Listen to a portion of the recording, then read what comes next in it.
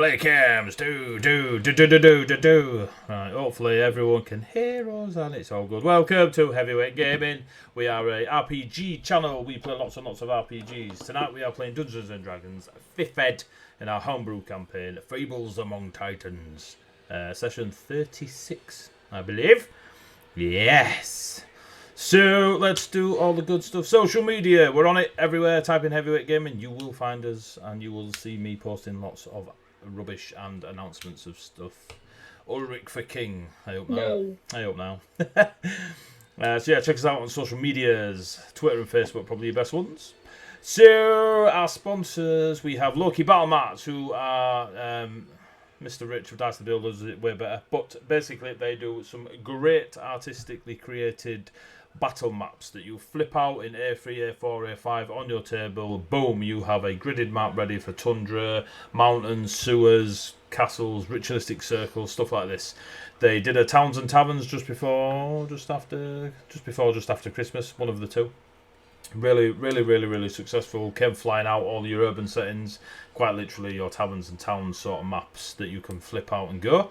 They are about to hit 175 grand on their Wilderness Kickstarter, which is well over what they needed for it to be funded, so that is amazing, and we can't wait for that to start hitting the shelves. Also, everything they do, Ulrich's a slag. Jesus Christ. Jesus, Genie. I mean, what is going on? So, Not wrong. all of their maps they do digitally. So you can go to DM's Guild, some are free, some are pay what you want, some cost a fixed amount. You can use them in all your digital roleplays, such as on Roll20 or Fantasy Grounds and various other VTTs that you may use. So go check them out. Amazing. If you do use Roll20 and you love chibi tokens, go check out Coyote Grey in the Roll20 market.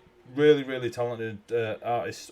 I've only ever seen his chibi artwork and I'm blown away by it. It'd be cool to see what else he does. However, I use all of his chibi. Every pack he releases I buy, including the Cyberpunk one he's just released. And I'll be using them going forwards on our Cyberpunk games on a Thursday. But yeah, check out Coyote Grey, really talented artist. And is looking to do a bit of a giveaway shortly, soon, X amount of time. On your own chibi token, so that'll be pretty cool when that comes along. Ruffworx Creative, who has basically backed me since I was born, and I him. He is a beyond godlike talented leatherworker and woodworker. Everything's done with his bare hands. He gave Captain America a run from his money tearing logs apart. He is brilliant. Just go to Facebook, look for Ruffworx Creative with an X, not a K. Just check out Photo Album. Unbelievable talent. So yeah, check out Mr. Ruffworx. Ashana, the glass crafter. Oh, just shit up. Just go check her out. She streams the same time we do on a Tuesday and various other nights through the week. She makes glass figurines. They're so beautiful, so cool. She's currently test running a load of D&D miniatures in glass form. So that'll be really cool. And sometime in the near future, we will have the full Fables Among Titans character set in glass form. So, really looking forward to that. So, thank you to Ashana. We have a Arcade Script is an e-magazine that we pumped out last year, basically. 12 months of, 300 pages of lore on Colossus. Lore, NPCs, subclasses, gods, there's loads and loads of D&D 5th Ed compatible stuff in there, all based on our homebrew world of Colossus. We have slowed it down for this year because we're going to be working on bigger published products. Our first super published thing that we did was Tasha's Heavier Crockpot of Bits and Bobs. Yes, there we go. Nailed it. Which sold a fudge ton of copies, well over 100. 132. There you go. So we are very proud of that. It has got a hell of a lot of creative geeks that have put input into that, whether it be artistically through their art or through their writing art. But yes, it's good. It's brilliant. I love it. I'm well happy to have it, and we're going to be doing more and more going forward. So look out for that. Syrinscape, we use Syrinscape for all our background necessities. It's really cool whether at your table or online. We're going to be test running the online player so the players can hear the music that I play for you guys. If it's too loud, too quiet, let me know. I'll try and turn it up and down as I go. It's the first time we've used the online player, so bear with me. If you want to throw 200 bits at the session, this lot get a free re-roll. They can only ever have your Ulrich for King and make Ravenholm great again. No, Ulrich doesn't get re-rolls. Jesus, mate, the wall's already built. There's no one to build the wall. So, if they get 200 bits, as exampled by Mr. Dwarf Warrior, thank you very much. They get a free reroll. They can't have more than 5. They can't carry them over, so they've got to use them in this session. They can't use them on the DM's rolls. Thank you, Clockwork. Can't use them on the DM's rolls, and they cannot use them on their death saving throws. So thank you very much for that. Whew. Are we done, Mel? Yes! Recap time. Mel's seal of approval. See, Mel's seal of approval. I need a badge. So, leaving the Copper Forest, heading towards the Ivory Wall, bumping into Anastasia, the ultimate blacksmith, finding out there's a bit of a, not rebellion, but there's a lot of people coming together from the different houses across Ravenholm that are not interested in a civil war. They're the people of Ravenholm and they should all unify. Was met in Torgan.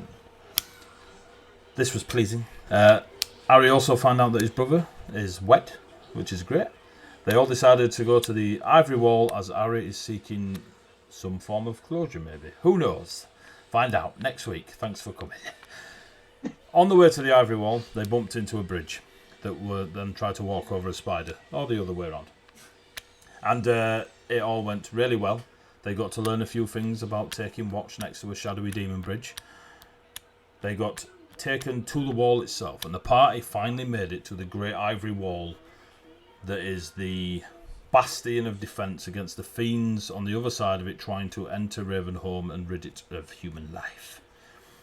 Being home, Harry got to see a few differences from the last time he was there. There is a multitude of races within the wall, whereas before it was just human, human, human. There are several people from Viconia, Tower, the Pride Mountains, Savai. It's a mix, and it's good. They all seem to be working together. There's a lot of building going on within the wall, as I'm going to demonstrate with some music now, hopefully. We'll get to... This will totally go fine. Maybe. Hopefully you can all hear banging of hammers or metals and such. And it's not too overwhelming, so please let me know. Right, you're in the wall. There is lots of... met Natasha. You did indeed meet Natasha, the ever-present soul of the wall, in no longer living dragon form. But yes, and you got to speak to some trees. It was lovely. You entered the tavern known as the Soul's Yearn. The tab of the Rycroft family is currently paying for your food, drink, and bed for the night. And it was decided that you would just have a chill evening before venturing out in the morning to the Rycroft compound to see what's cracking. So, it is currently the evening of the tavern. If you so wish, you can just all go to bed, or you can do stuff. 3, 2, 1. You're all having a beer, ale, water, strong moonshine from the Highlands. Go. I put the moonshine away. That's for medicinal purposes only. Shame it smelled like paint stripper. It's usually a good shout. Andrea liked it. You made a constitution check. I have no comment on whether or not I like your moonshine or not. I think, regardless, I'm probably going to call it an early night. Agreed. It's not a bad concept, just to be honest. I don't know if I like this place yet. Trust me, it's a lot more chill than a lot of the places around here. Good. I purposely tried to bring you guys to a quieter one so that it wasn't too OTT. Very considerate of you, Ari. It is very loud out there. It's busy. Just what the ball always is. It's always busy. Don't really sleep much. It's not really something that we do.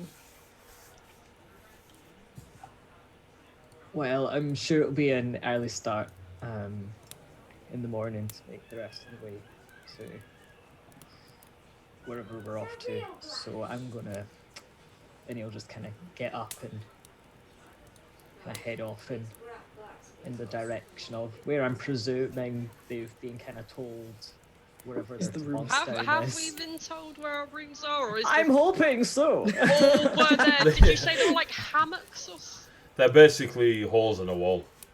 Yeah, They're kinda capsule hotel spacious, style. spacious enough for one, cosy if two of you wish to cuddle. You'd struggle to cuddle with Sapphire. Ah, it's always the Well, as our dreams dashed. God's sake. Yeah, I'm also gonna get up literally seconds after Kestos and just head in that direction. Cool. You Ruby two, shrugs, drinks the rest of them. are you Whatever it is she's holding. just a nail? Are you retiring as well, Ruby? Yep. Sapphire? Except Go on. instead of going over and climbing into one of the cubby holes, Ruby just sort of takes off her cloak, burritos up in it, and like scooches down on the floor. Just Near on where the floor. sibling. On Oh, the right, floor, right. Outside their little cubby holes, or outside there, near where the cubby holes Okay. the others have chosen. I thought are, you were but- just like getting off your chair and like just not onto the No, floor. no. Near, like in where the generally accepted sleeping area is, but Okay. I mean, So- would it surprise you though? No. just under the table. Just wanted to make sure my NPCs didn't trip. So, Sleep on the bar, I don't mind. as you two climb into the cubby holes, they are quite comfortable, to be fair. They've been well fashioned out of the stonework. The blankets as such in there are soft and cosy. It's quite a nice place. It's just not very Not raining. spacious. Yeah, it's not raining. It's not raining. Not raining Yeah. is good. It's not very spacious, but it is comfortable. Genie, Sapphire's just slash like Ruby. wedged in. Ruby, you are. Well, you're as comfortable as you ever are because you sleep wherever you want to, and you always get a good night's rest, like some sort of guard cat outside the siblings' cubby holes. Sapphire and Harry, what are you two doing? Did you say you were retiring as well, Sapphire? Or Yeah, Sapphire's gonna look like, with as much effort as he needs to get into that cubby, he's gonna kind of put all his way in. just your head and shoulders are sticking out the just. No, he does the it fits so I sit, just like in a circle kind of. Yeah. Oh look, Like little demonstration behind me. Harry, Good demonstration. Harry, Not what are you Sapphire doing? life. Ari's probably gonna have another drink or two and then kind of go to bed, but he's got lots to think about. So Harry will spend an hour or two having a few more beverages, planning the day ahead. And you all do indeed. Find your rest. You sleep well, except Sandria. So. Is this punishment for not being here last week? It's exactly what it is. Exactly what it is. Anyway, go on. I need a wisdom save off you. A wisdom save. Yes. Yeah, that's piss easy. I've got wisdom out the wazoo. Said no one ever. Yeah, I said that before as well.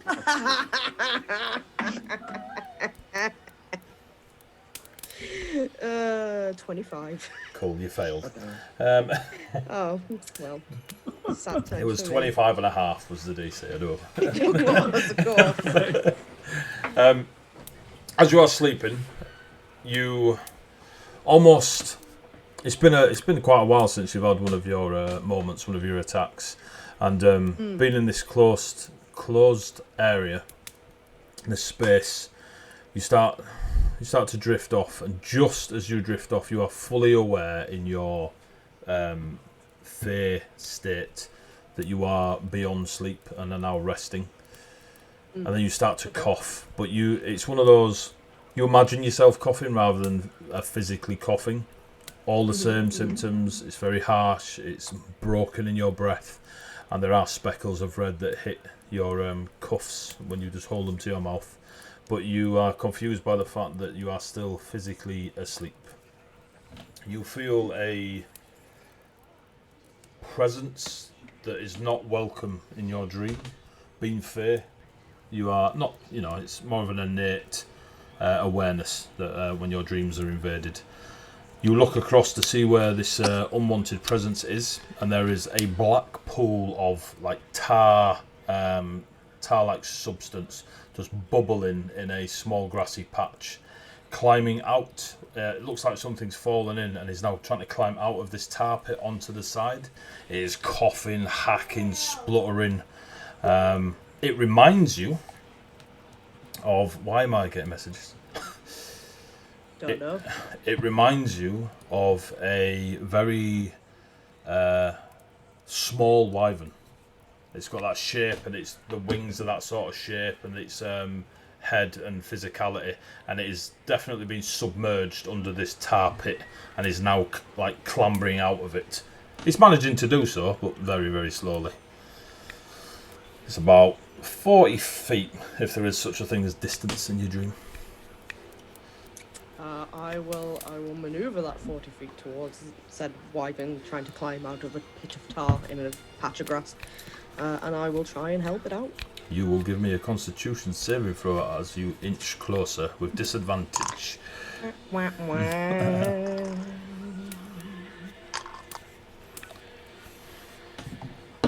I'll say 15 on a disadvantage. It's not the worst. Could have been well worse. 2 seconds. It's really been far too long since one of us had a danger dream. About time for danger dreams. I have noticed that the browser is slower to search. Yeah, I think the internet in general is just shitting itself. I'm not sure I actually like the fact that we can hear sounds. I don't like this. You all know I'm gonna cry far more easily. We get the mood A change. thing. Oh, Yeah. my anxiety just rocketed, and it's not even me. As you get closer to the tar pit, you feel your anxiety's building. You feel warm. Your hands become clammy. Before you even notice, you're on your knees, and you're still going forwards, not crawling, but you are inching closer upon hand and knee. I suppose it is it's crawling, but not in the it's not in the pathetic way. I know what you mean. Yeah. Yeah. As if any word would be associated with Sandria. And as you get closer and closer towards it, the creature is now clambering out of the tar pit and is almost out. You get within about 10 feet of it, and you're still determined. You begin inhaling, almost like a opposite cough. So you're sort of choking, but you still have air. This black, like, wyvern, draconic-esque creature covered in tar, dripping all from it. You see two, they're red for a second, then green, and then they've got a very bright violet colouring to them. And this creature just clambers towards you about an inch away from your face, and you're sort of sucking in air as if you've been forced to breathe in. This creature is, now that you're right in front of it, its wings sort of stuck out to the side again, just absolutely covered in this tar. It's probably about 10 feet wingspan, so it's decent size, but it's not massive. And then you see the elongated, draconic, wyvern-esque face with like the large square jaw sort of start to stretch out as if the tar is coming into a point, and then it sort of extends from it. And as you're choking and breathing in, the tar, it ain't entai. The goes into your mouth, and then you start choking. You start choking on the dragon. You start choking as the creature basically climbs inside your mouth. Give me another Constitution saving throw with disadvantage. I don't know if I want to. I don't know if I want to continue. There's some choice words. Sorry, Constitution saving for a disadvantage. You know when you say something in your head, you're a wizard, Harry. You know what I mean?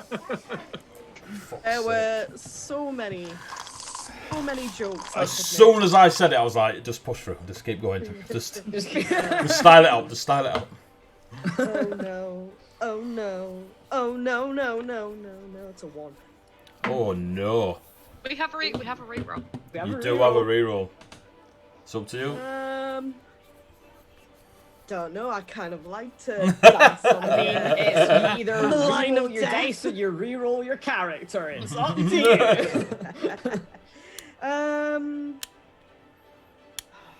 Even chat say you got a reroll. Yeah, we might need it later. We're Not- less than not half if you're an hour not in, chat is already worried for us. Okay, I will re-roll just for you guys. But remember, normally when I re-roll, I do work. What are you gonna do? Get -1? No, I can't get -1. Well, actually, no. I suppose I could. I could get 0. But you'll be happy to know it is an increase of 1 from 1 to 2. So I did warn you guys. So as you Instead of re-roll. as the creature Ruby's is, just not going to let anyone go to sleep anymore. as this tar covered, and there's another one, but still Ulrich for king. As she's already failed, Dwarf Warrior. You get that's the carry over. As the creature basically violates you, it climbs into your like. It gets worse. I need an adult. You science is not a thing in the dream world, and then this tar covered. Show us on the draconic... little wyvern where it hurt you.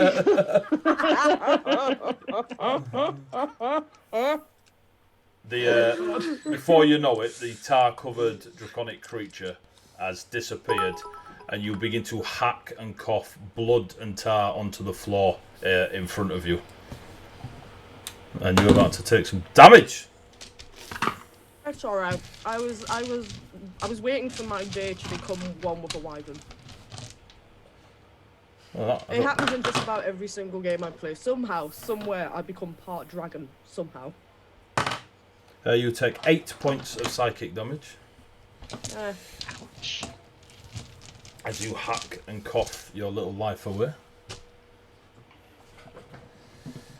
And when you It's all right. I don't have much of a life anyway. wow.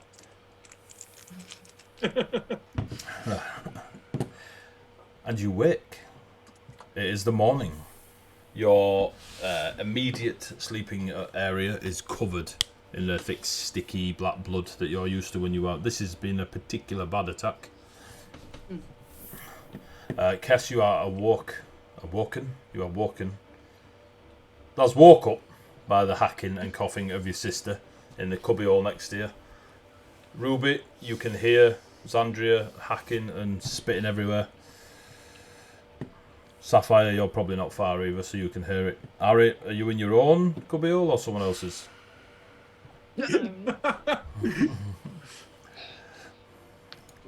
I will say if you're in someone else's, you were probably successful. No, he's in his own. Okay. I just need to check these things. Cool. He was going to be in a coffin by the time someone else comes. So you are all Exactly. you are all awoke by the violent coughing and hacking of Xandria. How high is Xandria's cubby? If you stood up, you could see it.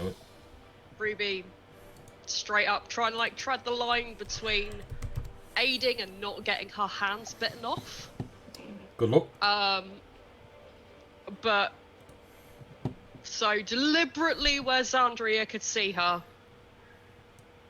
asking if she's all right, and probably leaning in to like put a hand on the mattress, and then looking at the dripping.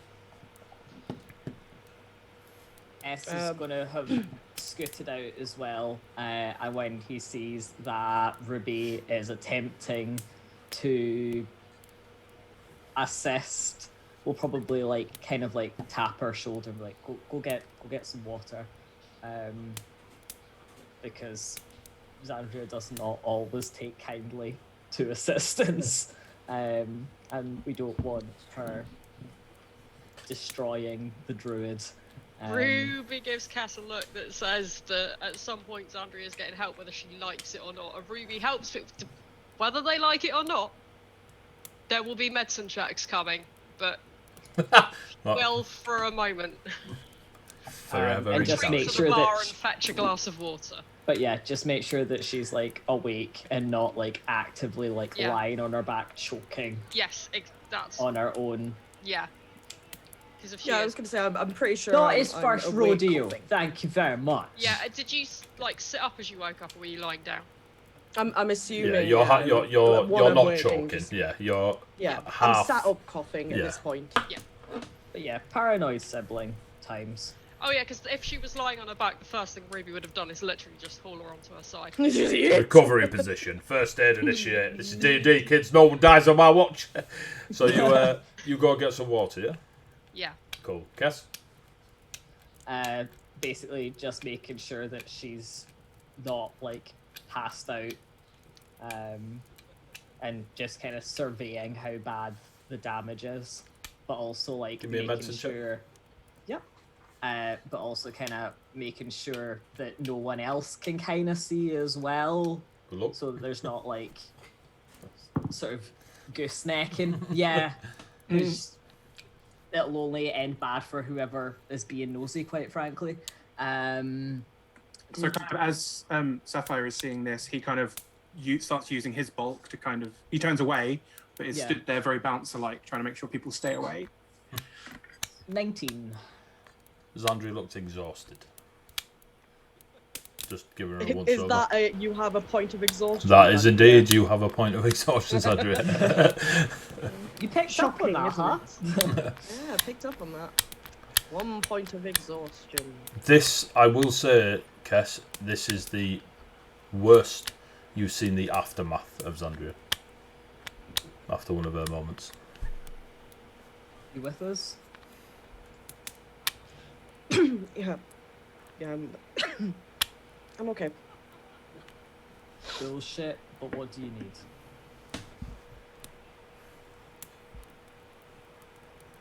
Hello? Spirits? Is that you? And Jade was never Yes. seen again. Looks It was just terrified. very- His sister is talking to the walls. Sorry, there was a very sad meow outside the door, and I don't know if he's outside the door or if he's outside the other door. It was Sapphire. Sorry. He's Sapphire. Meowing. Yeah. The water will be fine when Ruby gets back of it. As if on cue, a small grubby hand sort of like slides. Shoots in. Ari, I'll take the water. what are you doing? Ariel Ari? kind of be chatting away casually with Sapphire. Like again with his back to them, just kind of totally like, yeah, we're distraction over here. Huh? Nothing to see. Like I totally see like nothing to see here, folks. You can't go. You don't have to go Well, home. I'm Just There stay is- here. Move on. There is a couple of people waking from their own little cubby holes, one or two laughing at breakfast, but basically people are just ignoring what you guys are getting up to. They clearly heard, as most, if not all, the tavern did, Xandria's waking call, but no one is pushing their luck by approaching you when you I have a suppose, yeah, 6'6" coughing sounds like lion. coughing until somebody comes over and sees tar. Kess will probably grab Xandria's like pack, which I'm presuming is like she's shoved down to the bottom bit, and kind of pass it out to Ruby. Can you grab some spare, like a change from in there? Because I'm presuming she's absolutely Yeah. covered. Yeah. And we'll Gonna need a essentially wash. like get her into something dry and like pop her into like his bunk so they can like clear out. Whatever clothing Xandria has packed in that backpack that Ruby would recognise as clothing. You are more than able to sort out Xandria's. Oh look, I don't know, Ruby's a bit modest, and you have the sort of like the Princess Jasmine vibe that like Xandria's Pinterest board has. Like, oh, that's revealing. Princess Jasmine mood? There's no Princess Jasmine mood on that Pinterest Christmas board. It's Jasmine all was warrior. like made entirely of knives. Yeah, I was gonna say, would you or would you not walk around with a pet tiger if you could get away with it? She does. Yes. It's a lion though. Yeah. But yeah, after she's like settled back down and drank water and doesn't look like she's quite as likely to collapse, you'll just be So like never. doing cleanup because it's a Um, hot mess in there. What would it be if Ruby wants to see if she can determine the nature or the origin of the tar-like substance? Medicine check. I can do that. We've all seen this before. I wish you well. Well, Sapphire hasn't. Sapphire yeah, hasn't, no, and this Ruby's is not new. seen this. No, because Nope. the last time he heard about this, and Sapphire was He like, was well, like, I'm glad glad you you got got better, better. and we're all like, That's a dirty 20. So, it is tar. She's coughing up tar. Actual, natural tar. Yep. There is a lot of blood within it. It is... It's not... There's some of it. She's not well. She's not well. Different kind of Words not against well, me. but So there is quite a lot of blood, some of it quite chunky. Probably some sort of organ lining is also on the bed. But there is quite a lot of tar. Origin, anywhere that there'd be tar. Dinosaur Land, which is just south of Colossus. can believe that. Ruby debates making a joke about Xandria needing to quit smoking, but decides that still having all her limbs is better. You're not And wrong. instead just locks eye contact, like surprisingly stern for like the little bimbo that she normally is, just locks eyes and says, do you want the healing spell or do you want the healing tea? And there is no is not the answer here, it's one or the other. You do realise it's not actually going to do anything, right?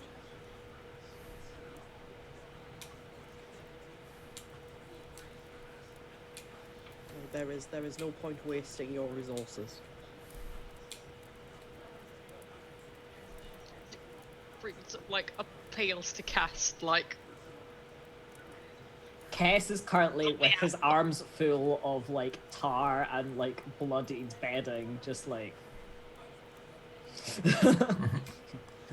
bon chance.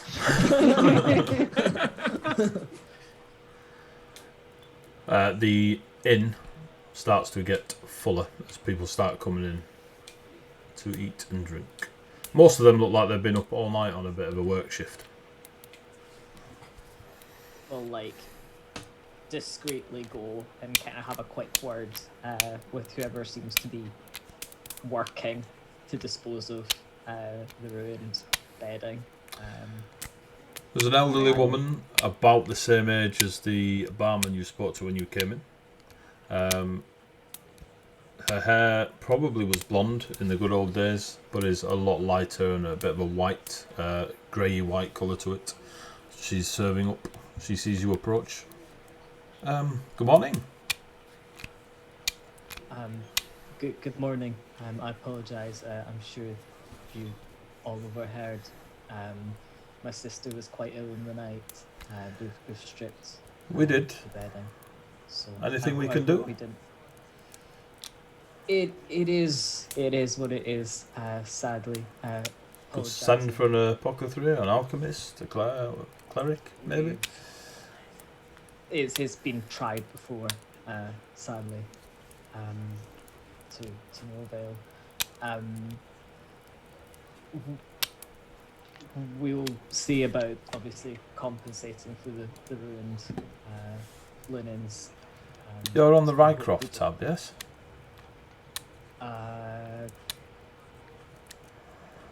Possibly. With Oh, yeah, my Aristotle. yes, my husband said as much Yes. and described you all. Well, inaccurately. You are all far better looking people than he first said. But the Rycroft tab is indeed covering everything of your stay while you were here. Thank you. I hope we didn't disturb any of the other Is there somewhere I can put this so you're not having to? I don't want other people to have to. She lifts like the walkway part of the bar that you'd lift to walk in and out of the bar, and there are 2 large baskets on the floor. Just put it in there, and we'll get it tidied up, washed. You don't have to worry about that.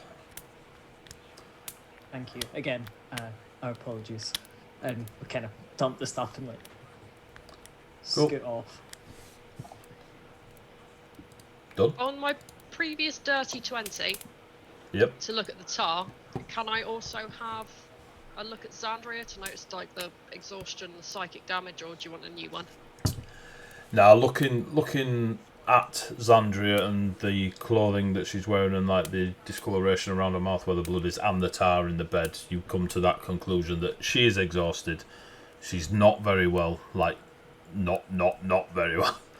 And the tar, sticky substance, is in fact true tar. True tar. Hoo-ha. Hoo-ha. I'll do another medicine check with the herbalism kit. Normally, I, for exhaustion, would try to send the party to sleep, but I know that's not going to fly. So anything that would bring back a couple of hit points lost, or maybe at least give Xandria a bit of a So you're gonna brew up? boost. Yeah, brew up, but like... Are you just brewing up in one of the cubby holes, like starting a fire and making a brew? No, I will behave. I'm not that uncivilized. I will ask at the bar for boiling water, and then sit at a table and make tea with my own supplies. But I will not start a campfire in a bar. That's not Within why I got a kicked wall. out. Yeah, that's not why I got kicked out of the last bar. Honest, gov.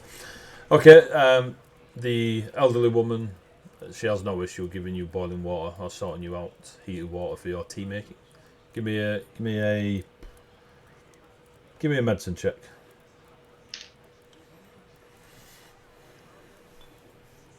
19. 19. You believe that your brew will help with Xandria's exhaustion, but it's unlikely to give her any. It's not going to heal wounds, but it would take away the tiredness of the ordeal. So I hand Xandria 1 mug and have sort of like a more normal smelling brew on the go for anyone that cares to ask for some. But I slide the tin mug to Xandria and say it won't taste good, but you will feel better. It does smell quite nice, to be fair, Xandria. I suppose it depends on your tastes. It's a slightly bitter, herbal. It's not in that kind of lovage. Have you ever had brandy and lovage? I'll It's just just not bitter, take savoury. it, and I'll just be like, you don't need to explain. It's like a savoury herbal taste rather than the sweeter, fresher ones that usually get put into teas. So it's. As you drink it, Xandria, it's up to you whether you admit this openly, but it is. It's a fucking good cup of jar. Eh? Hey, it's a good brew. You see 3 monkeys walk past with flat caps on, whistling. And it does feel, it warms, it soothes your throat, your chest. You do feel warmth / energy sort of returning to yourself. Finish it off and it will remove your exhaustion. Yay! No disadvantages for me. I'd have put honey in it, but I just don't have any. We don't want to tip her over the edge, you know what I mean? So you're sat at the table, you're clean clothed, bit of a mess elsewhere. But you're all at the table, I assume. Yep. What's the plan, kids? Any of the water that's sort of like now cooled from boiling, with a bit of cloth that's come out of some kit or another, Ruby just kind of like, again, slides to Xandria and... Starts cleaning up. No, I like having 10 fingers. I like having 10 fingers. I slide the cloth and the clean warm water over to Xandria and sort of, as subtly as Ruby is capable of, sort of indicating like You got a bit of jam just here. You got a bit of death on your face. yeah, just isn't... I'll take the cloth and just smear it across your face. How's it look now? Okay, you clean up. Take you 10 minutes or so. It's very obvious where the chunks are stuck to your face. wonderful. Love a good chunky clean face. Oh, Oh, grim. So what's next? Be worse. We're At looking least at Ari. red and black and not white.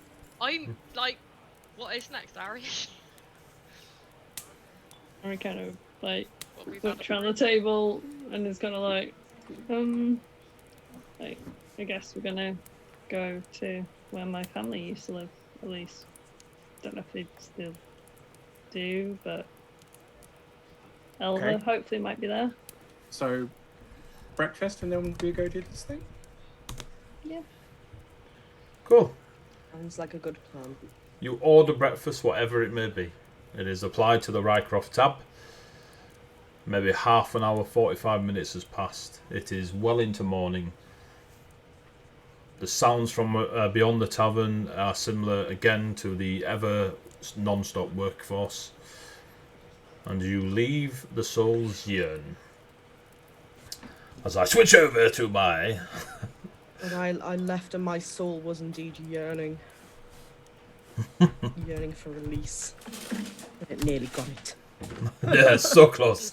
So close. So close. I'd have gotten away Oh, with it too God. if it weren't for that pesky druid. Yeah. Druid every time. Right, come on, you piece of... Oh, he's searching in the wrong place. Because he's a rookie. Rookie. Oh, come on now. Oriental Tavern. What's going on here? Ah, the Oriental Tavern. We're not in there yet. And then, boom. It should have changed for you all. That's loud. Let's turn that down. It is loud. Sweet Jesus. Mary and It's Joseph. loud outside. You open the doors and boom, the sound of construction work all around you. The stonework of the inside of the ivory wall. The pulleys, the wooden planks, the gangways. The multitude of workers all about you. And you know, Ari, that to head as northernly as possible, you will eventually get to the Rycroft compound or residency, as well as the more upper wards of the wall, where the higher nobles of these certain houses will be residing and such. We'll scooch Ruby back into the middle of the party again, so that she doesn't get She had carried a off. better And handle on it this morning, whereas yesterday she sort of like outright flinched backwards. This morning it's more anyone looking would see the knuckles tighten on the staff, but she doesn't want to embarrass herself, so she's keeping it together.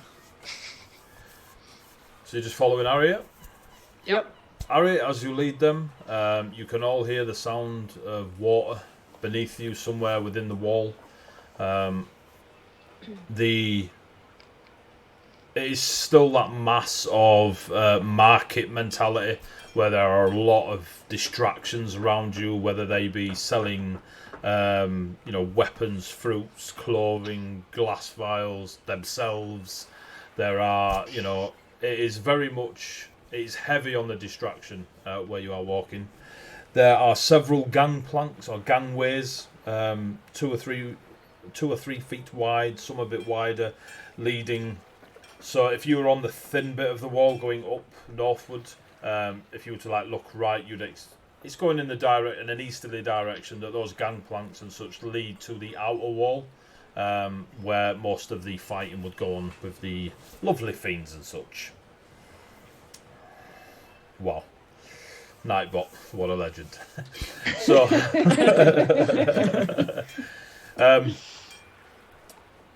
following Ari's lead, Ari, give me all of you give me perception checks.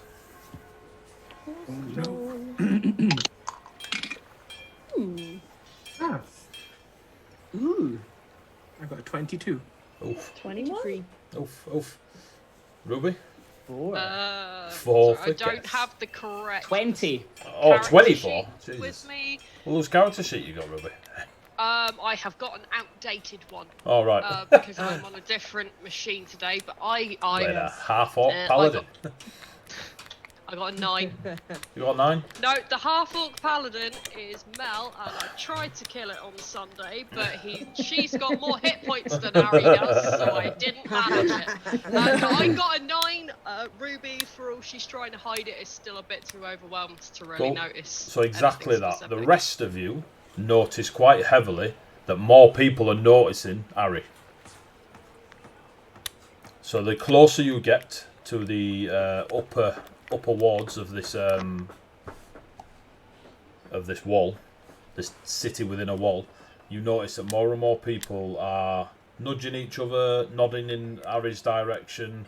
There's a couple of whispered conversations and points going on, only from the humans and the very obvious natives of the wall and Ravenholm. Any of the other races outside, they ain't got a clue who Ari is. Even when the humans kind of nudge one of the orcs or a dwarf and just point in Ari's direction, they just shrug and be like, yeah, what of it? Another human with dark hair. Yay. I think that will, like, between the Sebs, there'll probably be like a...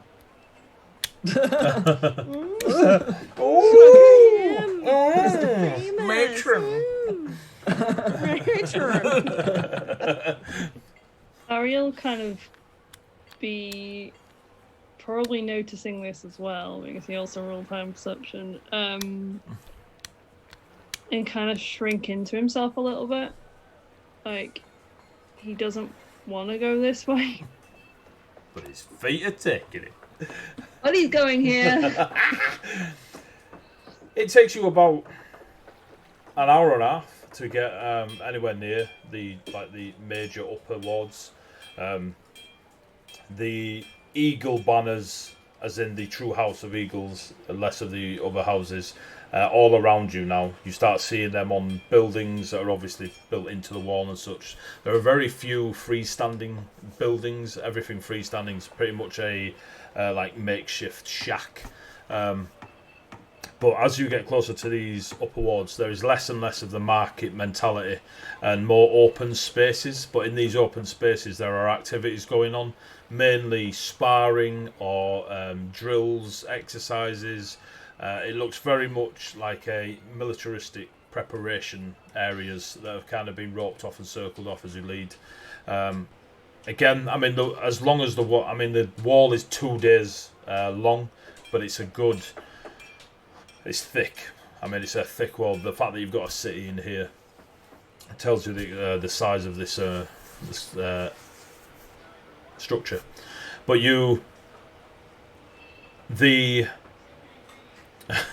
Ari, you notice that one of the particular zones, and probably Kess as well, that the way they are fighting is more with finesse and a bit more flair and almost dance-like moves, similar to yourself, that you rely on your speed, agility, and such things. Whereas the other areas, you can see that they are very much, what is your profession? We stand on a wall, hoorah! Yep. The person that is leading the finesse, they're fighting with rapiers, short swords, daggers, stuff like this, small bucklers rather than big shields, is a middle-aged chap, maybe 10 years, maybe a bit more, on Ari, seeing as you're, ageless. Salt and pepper hair, very, very back straight, hand behind his back, and tiptoeing around people, giving instruction.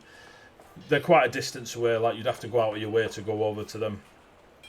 You cannot not see Ari deliberately look and then look away. Yeah, that's right. I'm not even making you roll, Ari. All right. Whatever's going on in that zonal area tweaks Ari's attention very, very highly, and then Ari goes back to trying to hide the fact that everyone's noticing him. And you carry on walking, Ari. Hey, you got to love a backstory. We're like 4 pairs of eyes now, burning little holes. I'm hide in my own area. On the other side of these like training areas, you see a like a rising bridge, and beneath it just drops down to more of the town and city, and there are ropes coming up from under the bridge and more pulleys and such, and there's construction work going under this bridge. But this bridge is akin to the great halls of stories of elves in the woods and stuff like this. It's a very elegant. Thank you very much, Uli. It's a very elegant constructed bridge, and there are eagles sat every 10-15 feet. Just wings in, just sat perched on their pillars, and these eagles are of a golden brass metal, and they just perch along the way. You can see now that this bridge stretches about 60 feet, and beyond it there is now a castle in a wall. You don't see the edges of the structure before you, but it is clearly a home of somebody that is one of wealth, of notoriety. The way the stonework is carved and built from the stone of the ivory wall itself, the ivory stones have been used to create this multicolour of just grey stone and ivory stone at the front, and it's got an archway with eagles just flying all over it.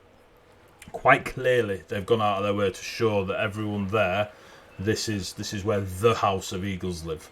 This is the House of Eagles complex. Within the complex, Ari will hopefully have explained on the way that everyone has their own compound / apartments. They're not really villas, but they have that sort of capacity within this very large. It looks like dwarves have made a very elegant rather than squared off castle in a wall. As they're approaching the arch, or as everyone else goes straight through, Ruby gets distracted by aren't the birds pretty? And stops to admire the detail in... Give me a perception check. Give me an investigation check. Whichever's higher. Okay. Whichever's higher for Ruby. Probably perception, depends. Investigation's intelligence, isn't it? Yeah, perception is a 16. The eagles, despite their brass gold texture, they are so lifelike, it is uncanny.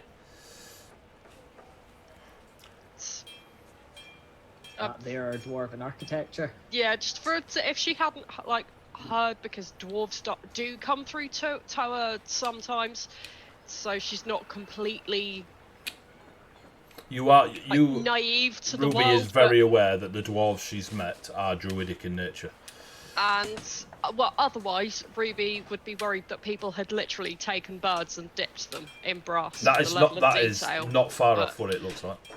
But she stops to be supremely impressed that with something as dead as metal or stone, you can make something that looks so alive. So I don't know how many feet ahead the others get before they realise they've left the druid behind, but Ruby's seriously impressed by the bird carvings. Cool. As you have that staggered walk across the bridge and you see Ruby wide-eyed staring at these eagles, there are 2 guards coming towards you over the bridge. The bridge is about 15 feet across. There are 2 guards coming across. They're in the standard House of the Eagle golds and white tabards and such. They're in chainmail with some soft levers around more vulnerable parts just for ease of movement. They both have small metal shields, bigger than a buckler, but small enough that if they had to fight on the bridge, for example, they wouldn't hinder them. Long swords at their hips. The helms they have a bit more of the ornate eagle decor on them, just to show that they are of a better quality gear than the militia stroke guards that you saw deeper into the city. As they come towards you, you've got one that is short and broad at the shoulder, and the other one seems to be tall and lithe, as much as you can tell from their from the way they're wearing their armor. And as they pass, they're talking about a game of dice that they played the night before, and how one of them owes the other one gold. And then the short one says to the taller one, "Look, Gothard, you definitely owe me at least 12 gold." He's like, "Nah, man, I won that game fair and square." And they just walk past and they keep walking down the bridge.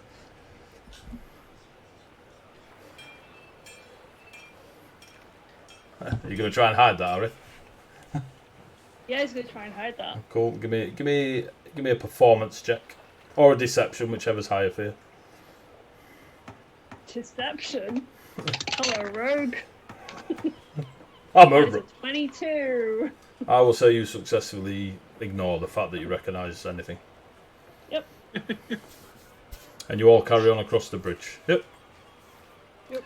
As you cross the bridge and you get to the this archway that had the eagles flying over it, there are no doors, no portcullis, none of that. It's just an open, and it opens up into a great hall in front of you. And from the hall there are several made stone stairs that venture off. Imagine like when you first went into the tavern and it had that like Tetris block shape to it to fit into the area that we were in. It's very similar here, that it's made to fit. And you get these deliberately made stone stairs that lead off into other areas, and they've got they're not that big. There's like 10 steps to each staircase, and at the top of each one, whether they be a little bit higher or a little bit straighter and off, there is almost a small courtyard effect going off with a fountain at each one, and each of the fountains has some sort of eagle design, and the water's coming out the beak, or they're flying, or they're stood on perched on a branch stuff. But you get that these are the sub, or at least Harry can point out, these are the sub. The House of Eagles is very big, so these are the sub families of each of the House of the Eagles. And Harry, to your right, you see the very, very, very, very familiar eagle sat on a branch, spitting water from its beak. The very small courtyard to the residence of the Rycrofts. Are you going? Yep. You get up to the courtyard, just next to the fountain. As you guys come up the 10 steps, in front of you there is a door that leads further into wherever this stone complex goes, and there is a small freestanding bell that is just next to the fountain. It's on like a it's two, what do you call it? It just holds the bell, and you ring the bell. It's two small stone pillars with a bell on it. Harry pauses, but eventually does ring the bell. Moments pass. It's all very awkwardly silent.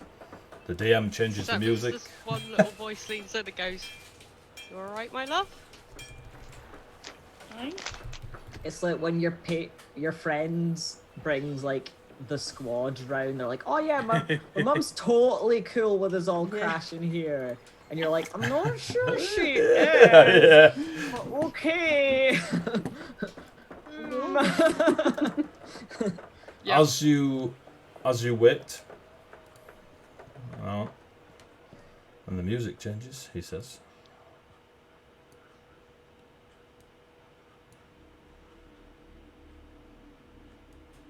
Can you hear that? I can now that I've turned it up a bit, yeah. Yeah, it is a quiet. Oh yes, there we go. The town was so loud. Yeah. It's Yeah, this quiet is- and ominous, just what we Yeah. like. Luke's favourite, quiet and ominous. What I mean, possibly go Luke's wrong? favourite. I'm like, oh boy, he's already introduced more than I thought he would. Yay! I'm just happy it's not me. The door opens. There is what you remember to be a young boy, Harry, now a adult, or at least a young adult. It is the young boy that has always acted as the butler for your family's residence. It's not like they are. It's not subservient sort of butler. It's not It's a job, a role that just happens to happen within certain areas of the place, and it's less of a butler and more of someone who can just basically be a runaround, but not be treated any less equal than any other role. So butler was probably a terrible description, but however, He manages the house. yeah. Yeah. And this is Lulian.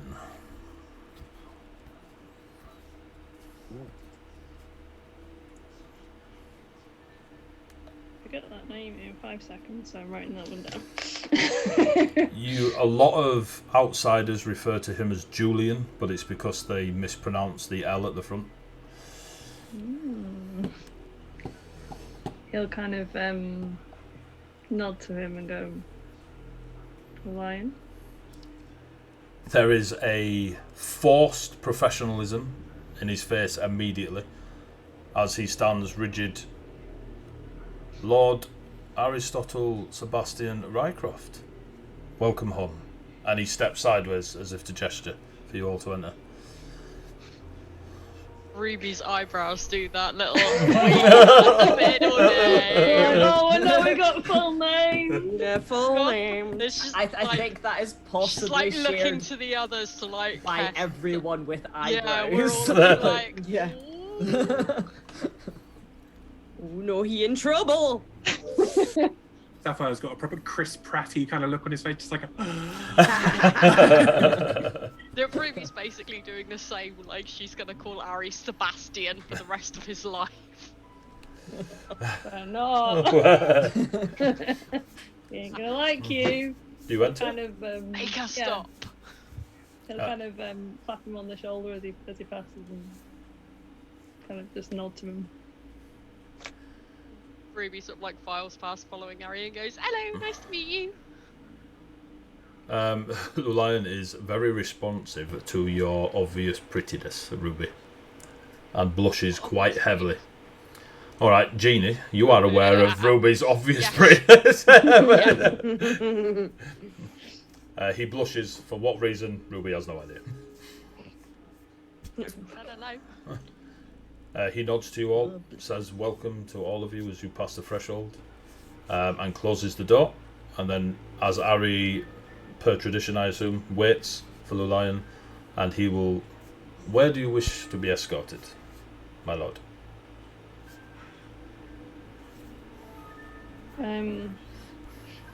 As you're aware, I haven't been here for a very long time. Are my grandfather's chambers still as they were? They are. Are you talking of his personal residence within your home, or are you talking of the First Eagle's residence? Is Elva at the First Eagle residence? Elva inherited the First Eagle's residence when you were not around to take the role. Mm-hmm.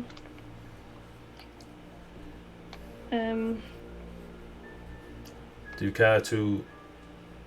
Would you care for me to call your mother and father? No. I think that's the fastest I've ever heard No. reply to anything. No! Yeah, Ruby's eyebrows jump so fast they dislodge the mouse from her head. Maybe some music? Or food? Or entertainment? Do you wish me to call the...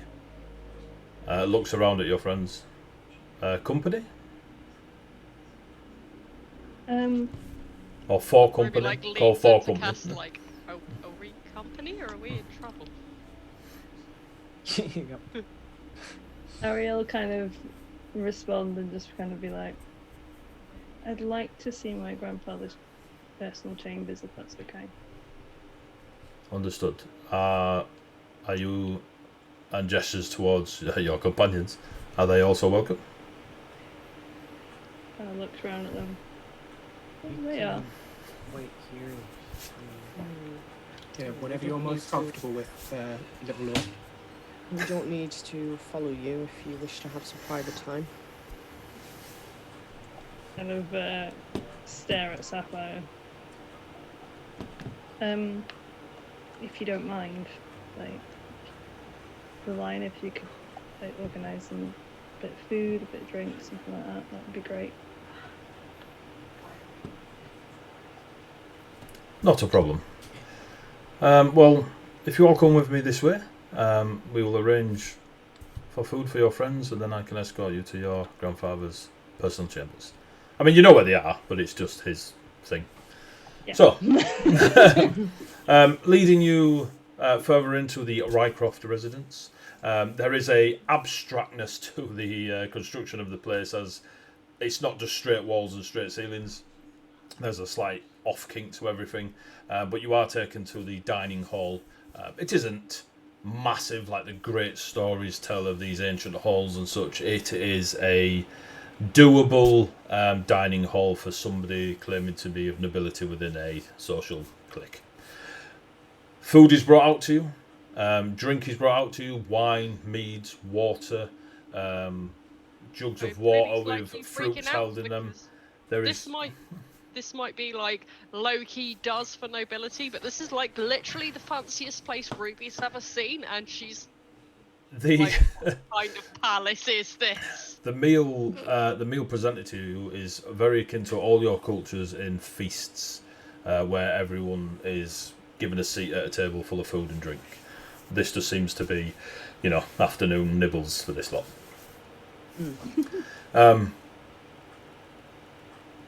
Yeah, and you're all given a seat. Harry, you are led up the, I was going to say kinky staircase then. The slightly off, Jesus, it's your personal staircase that only Harry uses. Up the wonky, is wonky a better word? You're led up the staircase to the sleeping hall of your family. On your right, the first door is your room. Next one down is Stefan's. Your parents' is on the left, and your grandfather's is at the end, straight down the hallway. The line doesn't go any further than basically the threshold of the archway that leads into the sleeping hall areas, as is not his place to do so unless invited. And he just gestures again, steps sideways. You know the way, Lord Harry. He'll nod and smile at him and it's good to see you. And you, my lord. May I speak freely? Of course. It's very good to see you, my lord. I'm glad somebody is pleased to see me back.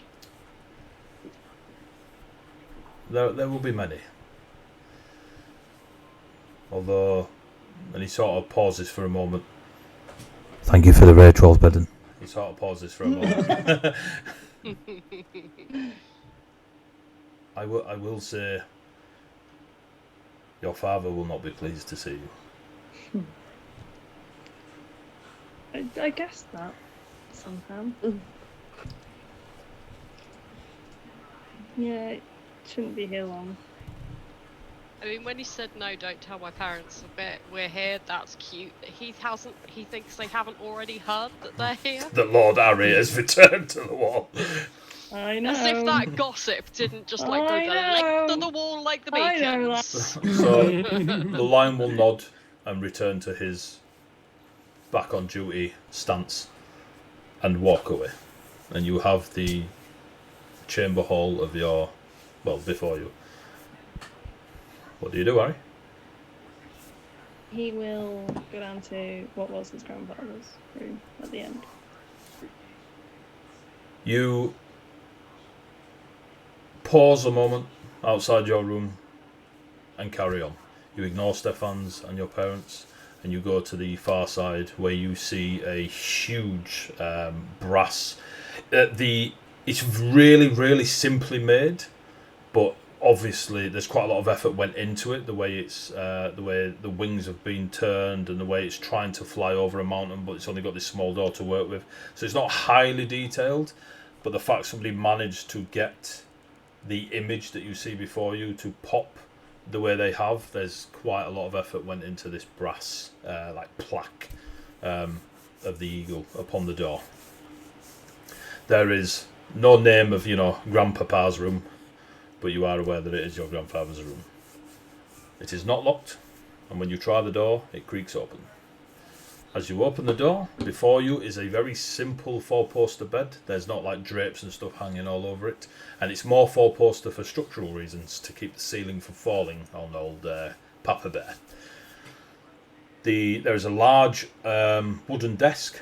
The wood is almost ebony in colour, and you're unsure, and never have been, if it was stained that colour or if the wood used is actually as black as ebony. But it is your grandfather's writing desk, and many a time you've sat on his knee as a nipper, watching him do all sorts of cool grandad things.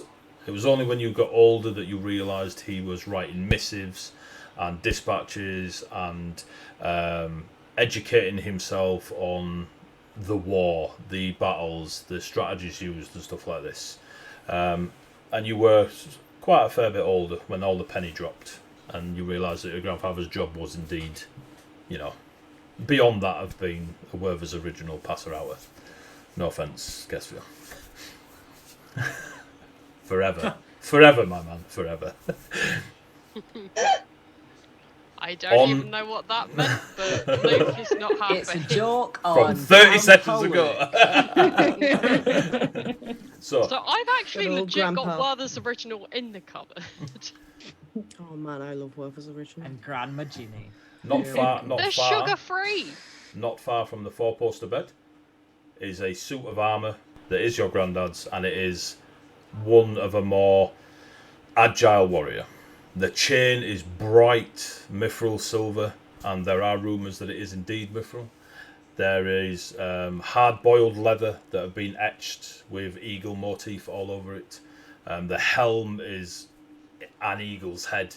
There is a long plume that comes out of it, but there are clips on the helmet to keep the plume into it so it doesn't flap about when he's spinning around like the ever-graceful dancer he used to be. Behind the armour on a two-hook rack is a silver longsword, which is the prize for the person who wins the silver longsword.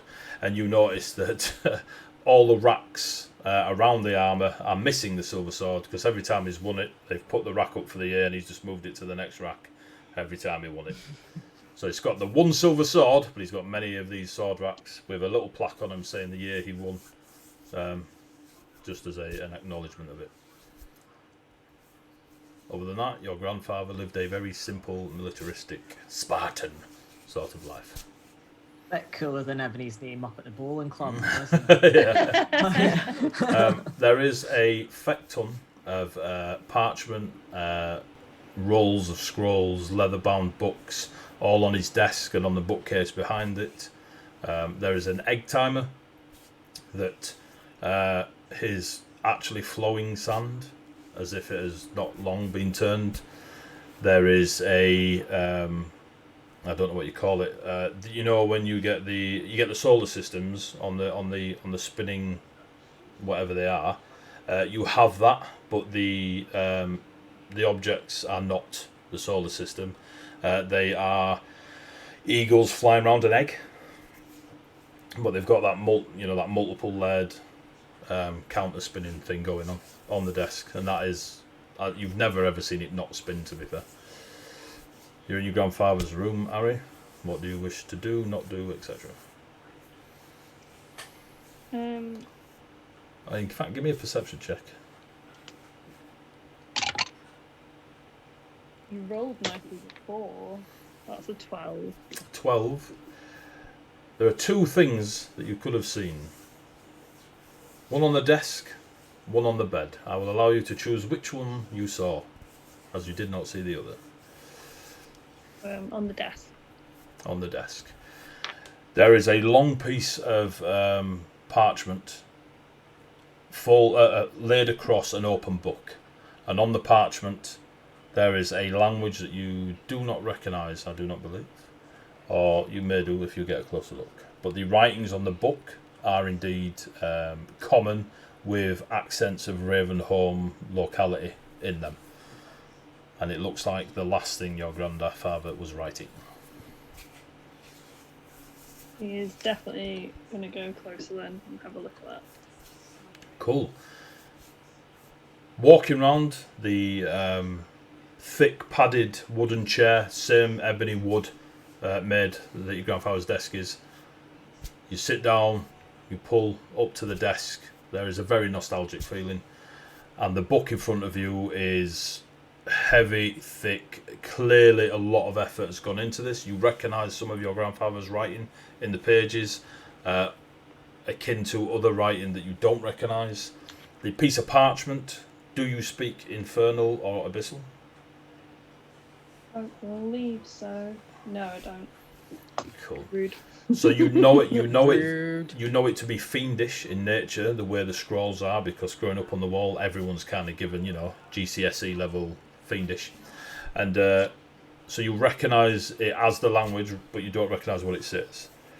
But reading what your grandfather has written, the short version is he refers to the pale and the vibrant.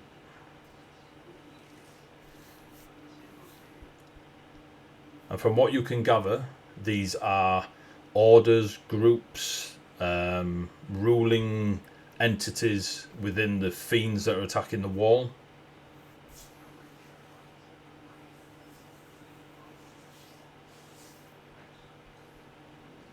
Okay. The pale, it comes across that they are judge, jury and executioner.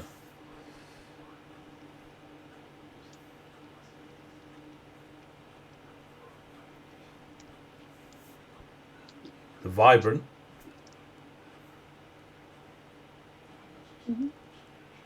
the only thing that is mentioning of the vibrant is the word chaos and rainbows. Yep. Wow, okay. Chaos and rainbows. Sounds like a fun weekend. There is clearly, from your grandfather's writings, a not necessarily curiosity, but a worry and a strategic curiosity to these two entities. You've never heard of them. It's clearly a new thing to your grandfather, but they are very much part of whatever's going on with the fiends at this current moment in time. Okay. From the history that he would know about when someone takes over as the first eagle, would he It's know gravy whether time. whether Elva would have, as the inheritor, would have had access to any of this stuff, like in 100%. his grandfather's personal room? Okay. The request can be denied, for it is information that is personal to the previous first eagle, but it's never denied. Okay. Cool. So it's more a traditional thing. Yep. Otherwise, he was going to take it, and I was like, Yoink. yoink. You can Basically, to give to Elva. I guess, yeah. you can assume Elva knows about it. Okay. Like, taking a note anyway, and he would have told her about it. I'm just like, let me just determine this. Because he would have had that happen before. That would have been a thing, Cool. That is some interesting information.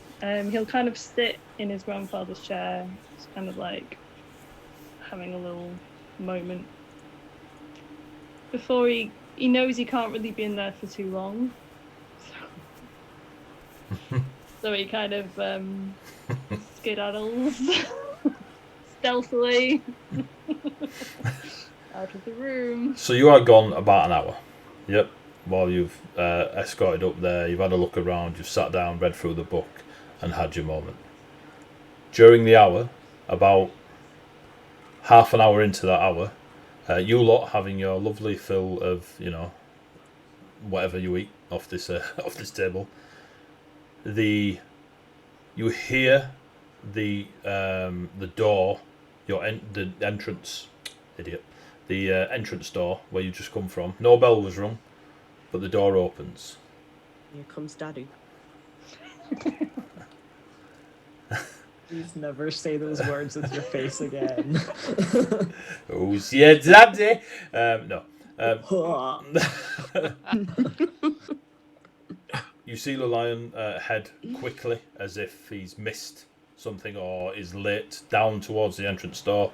And you just hear quietly up the corridor, Lady Rycroft, you're back early. We have visitors. I will introduce you. Please follow me. You don't hear any response. Coming up the corridor towards you is the lion, straight backed, and he's escorting a older woman that is, her hair is silver white, and it's all the way down to her ass. Like, you can see it flowing out from the side of her hips. Her clothing is incredibly crisp, proper. She looks after herself, but sounds stupid, but she looks like she looks after herself rather than is tended to. Like, it's not a fake look after herself. She just presents herself very well. Her hair, as long as it is tied tight at the base of her skull, but then is left to hang loose. She has a small, it appears to be a dagger on her hip. The belt itself, you can see, is chain links of a brassy gold colour, and she has a very delicate buckle that is an eagle with its wings spread and talons out, as if diving for prey. She's got a, what do you call it? She's got a, it's like a short dress, but then trousers, and it's of a like real dark holly green. That's the colour I was thinking of. Holly green throughout it, with a slight decoration of like gold trim to complement the eagle gold of the house. She walks towards you. As she's maybe 10-15 feet from the table, Lion goes to the head of the table and pulls the chair for her to sit. She sits, looks at you all. She's straight backed. She's got a natural smile on her face, and her eyes are violet. And we'll call a break there, because it's 9:30, and I need. It's not Daddy. No, he's upstairs. Waiting outside the door, like, what time do you call this? 10 years later, REGs, come You went on. out for milk, and we've never seen you since. So, right, how do I stop this? Right, is the Syrinscape coming through well for you, Loke? Yes. That's obviously real. Yeah. Right, cool. So that's good. Right, thank you for the raid, Trolls Bedden. We got another follow there from Somrat. Thank you very much, Somrat, and the subscription from Uli. Stick around. We're just going to have a quick drink break, a toilet break, etc. And we'll be back in about 10-15 minutes. During the break, you'll see some little images, slides showing of the people that have supported the channel in some way or another. Go check them out. They're amazing. And we shall be back very shortly. So see you in a bit. Bye-bye. Bye.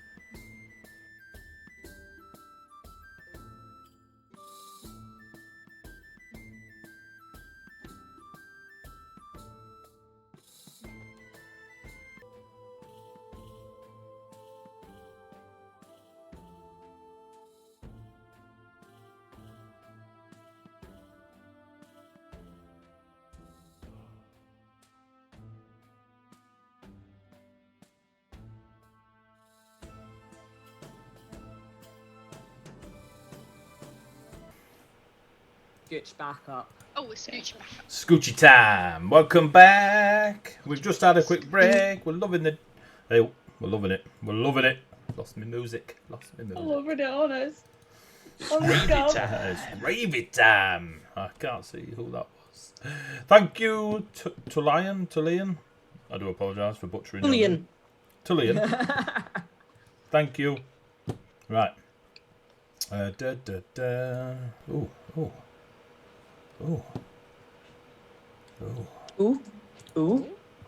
Ooh. The scene. Ooh.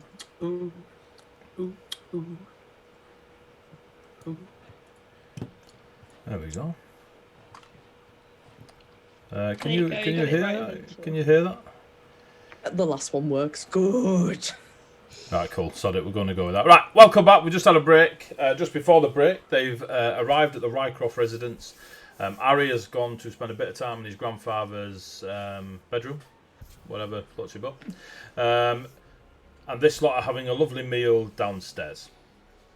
During said meal, more and more people have started coming out and sitting at other places around this small hall and eating their food. There is even music that has begun to play. Just before that, I missed the most important bit. Uh-oh. Lady Rycroft has arrived home.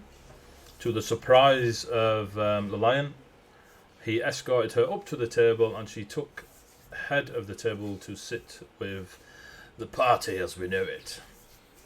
Around you, you notice people are now doing as said. They are pulling up their own area, and the hall itself is becoming a little bit busier with some very soft music playing in the background. Bloody birds everywhere. She sits. She gives all of you a nod. She takes a sip of whatever liquid is in the cup before her. Has a bit of a... as if it had a bit of a kick to it. And just nods to you all. Good morning. I am Alanda Rycroft, mother of your friend Aristotle. How are Nice you? to meet you. It's very nice to meet you as well. And your name is? Oh, I'm Ruby Irwin from Tower. And Ruby remembers the last time somebody asked her what someone else's name was and looks at Cass before she continues introducing people. Cass is like that with a knife.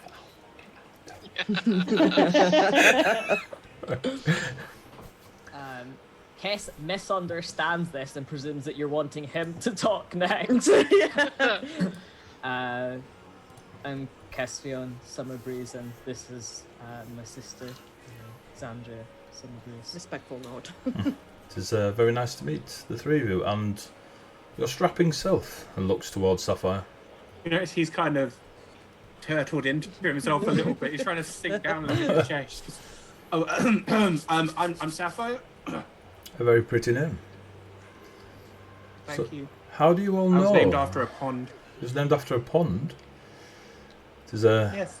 very nice name for a pond. Oh no, that wasn't the pond's name. It was the pond's colour. Ah, the waters. I was also named after the colour. Alanda is Raven Homian for violet. A very pretty colour. He says, having no idea what violet is. Roll for BS.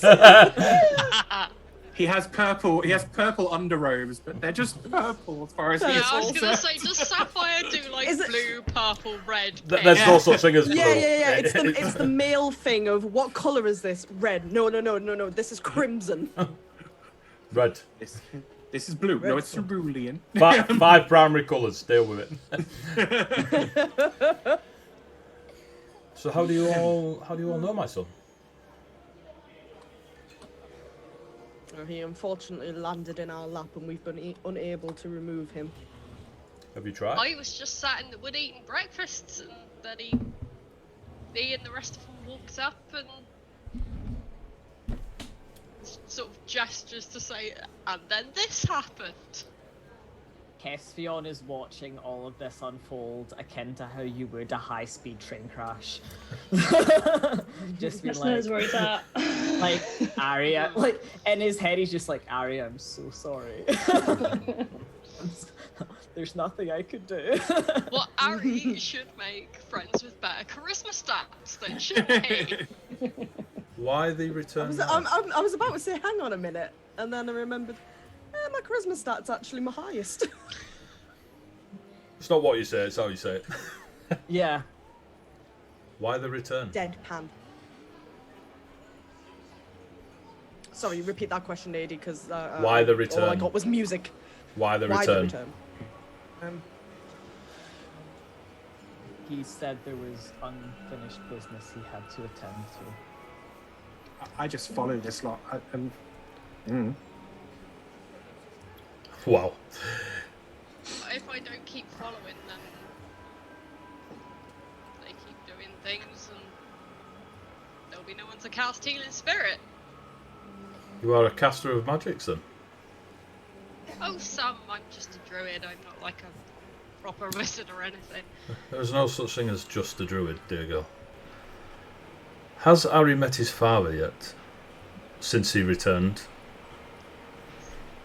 Not we've- to our knowledge. We've only Unless been they're here having a meeting about. upstairs.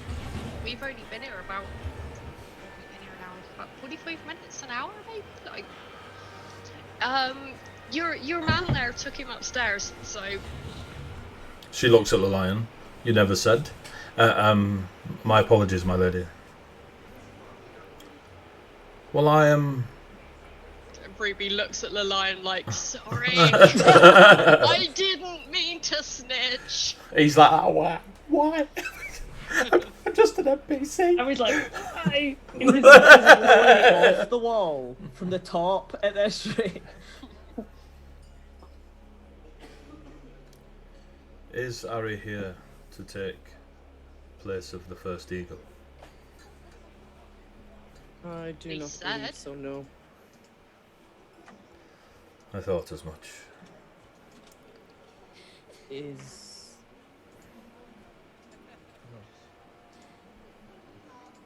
Is what? Gatsby on Summer Breeze. He does get the, oh no, someone's mother used my full name. Oh shit! Oh, shit! Fuck! I was under the impression, from what we'd heard, at least, that person who had taken on the role of the first eagle had more than earned the position now. Surely it would be unusual to remove that from here at this point.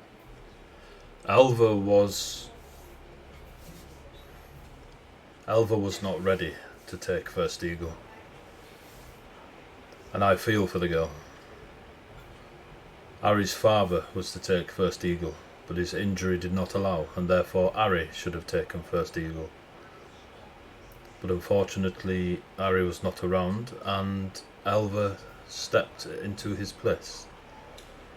And we are very proud to follow her, but I fear she does not have the resilience that runs in the Rycroft line.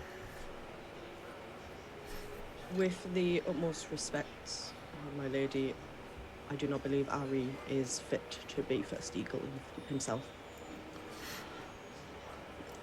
It pains me to agree with strangers.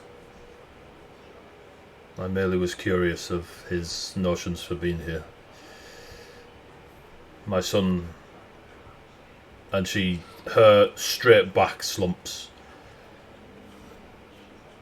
quickly walked away from his duty, maybe a decade ago.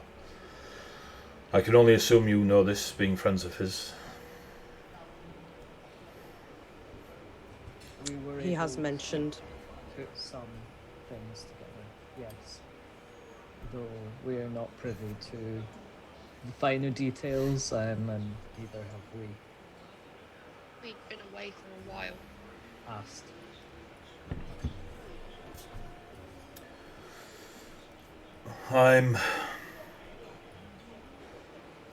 If I'm honest, I'm struggling to hold etiquette.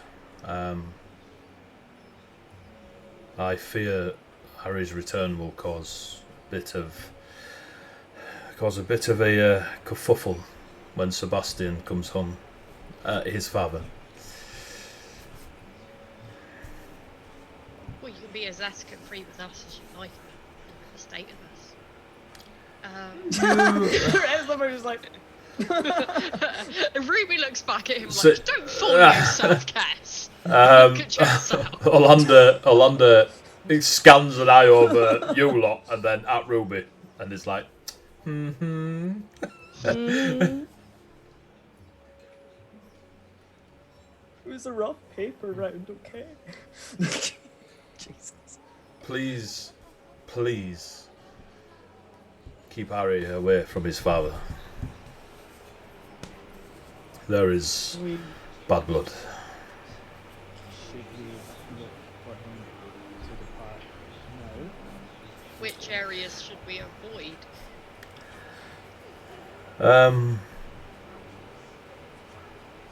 The wall. You should leave the wall. Wherever you travelled from, take Harry and go. well, that Do you can not want easily to be see him arranged. before he goes? Please say again, Ruby. Do you not want to see him before he goes? I do more than anything. However, I do not know if my heart could take it. Are any of you parents? No. It's... You are all clearly warriors of some kind, looking around at various scars across the face, swords on your back. The fact that they are armed to the teeth, their Teeth, swords yeah. have swords. Have armor, yep. And then there's the shepherds. It is akin to Yes. a wound that not even a cleric could heal. 10 years is nothing. It is as if yesterday he left.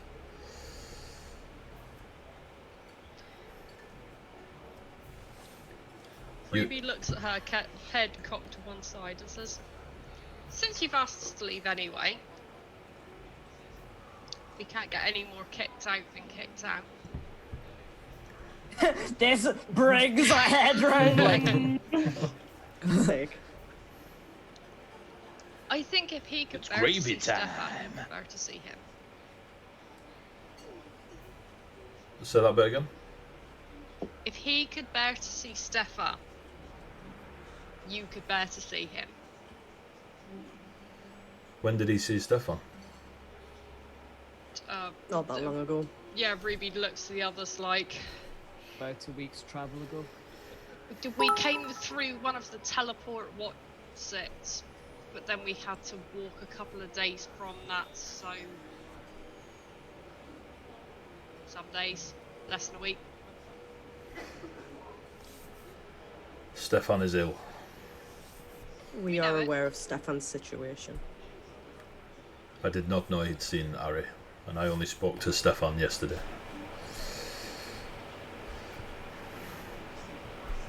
His partner informed us of Stefan's dilemma.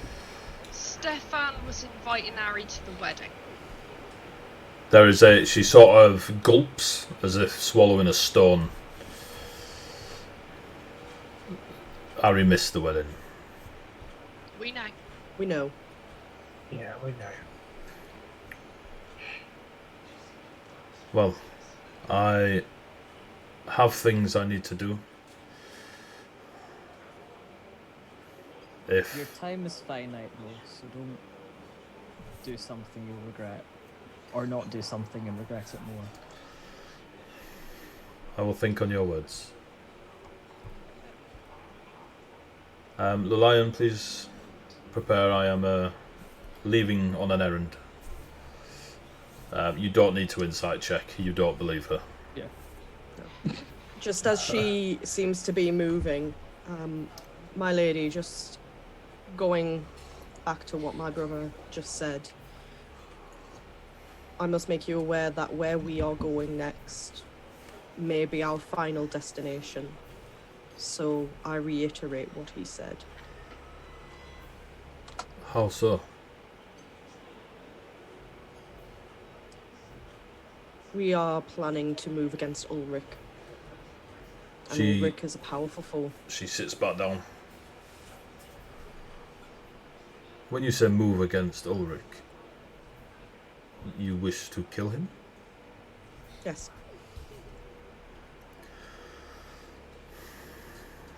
He is a burden, a cancerous entity within Ravenholm. Same. wish you all the luck and grace in the world that you succeed. I will... Hi. And Ari is to go with you? Harry has made a promise. A great deal for our people. He's going to face Ulrich. He has before. There's a very, very small, like corner of a lip smile. I will think very strongly on your words. I thank you. Please help yourselves to our hospitality. I merely need to go for a walk. It's been a heavy morning. The crowds are very chatty about new things in the wall. As she sort of looks towards the staircase upwards. Thank you, my lady, and I hope you rest well. You are very welcome, Lady Summerbreeze. And she stands, kind of nods to you all, and the lion escorts her away from the dining hall. Go on. She goes. Ruby tells.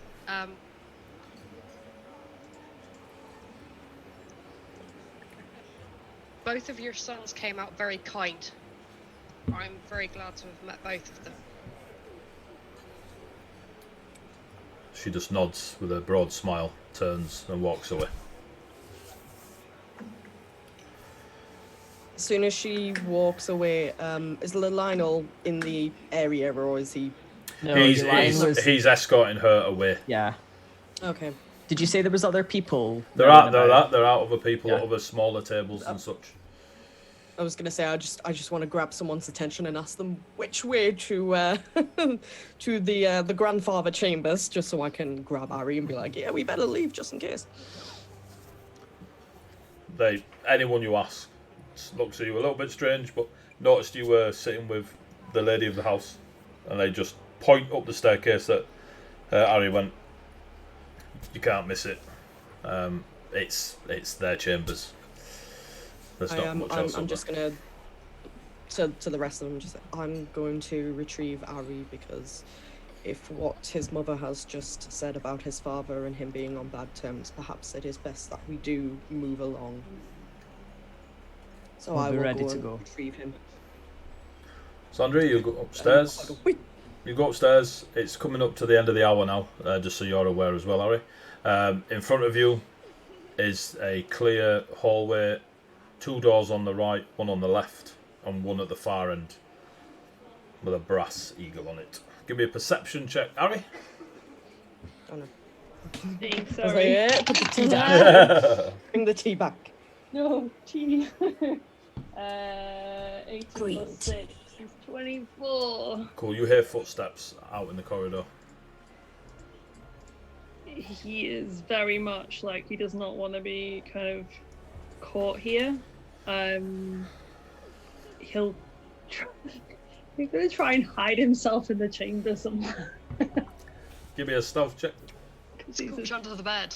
Because he's stupid. Also, what kind of like rebellious kid were you? Do you not know the sound of everyone in your household's footsteps? I know, right? What's Yeah, that? gosh, we do, and we have to listen to footsteps on sand. Yeah. Dirty You know how 20. hard that was? What did you get? Dirty 20. Dirty 20. Cool. Sandra, what are you doing?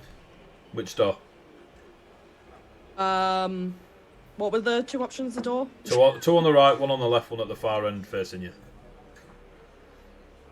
Which one looks? The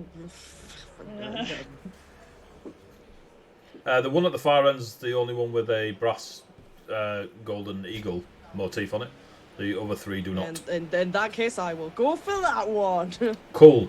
Ari, you're under the bed, Trap. and you hear the door open. Zandria, you see nothing in the room. Does it look like a bedroom? Oh yeah, it's 4-poster bed, but not fancy. It's just a 4-poster bed, large ebony desk, a bookcase behind it, parchment scrolls, everything all over it. An Her egg boobs timer sticking that out is from under still an egg timer that is trickling sand through as if it's recently been turned, and the spinning eagles flying around the egg ornament. I look around the room for a second and then just... Ari, are you in here? With that, he'll kind of scooch out from under the bed. Scooches out from under the bed. I just kind of...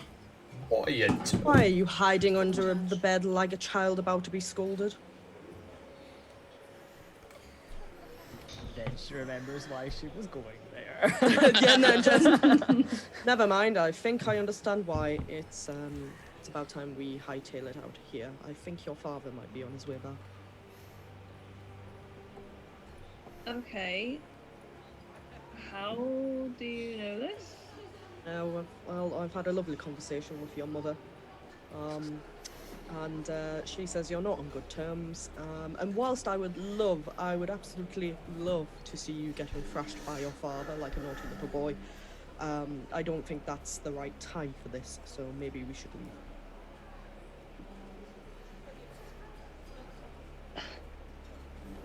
And he literally just looked that confused of like, spoke to my mother. Yes, your mother. What? I'm sorry. Why are you not understanding here? No, tall woman, blonde hair. Yeah. What's Accurately describes the mother. Is this not your mother? I was like, Well, well, she's to been you, dead you know. 30 years. I was Do waiting you for want me that. to, do you want me to describe in full detail how I met your mother? Can make a series out. Stay down, because it will take 10 years. It'll take 8 seasons and a shit ending. Ari's kind of like, right, we better go then, I guess. Yes, that's why I have entered these chambers, to pull you out from a bed. Not the first time she said that.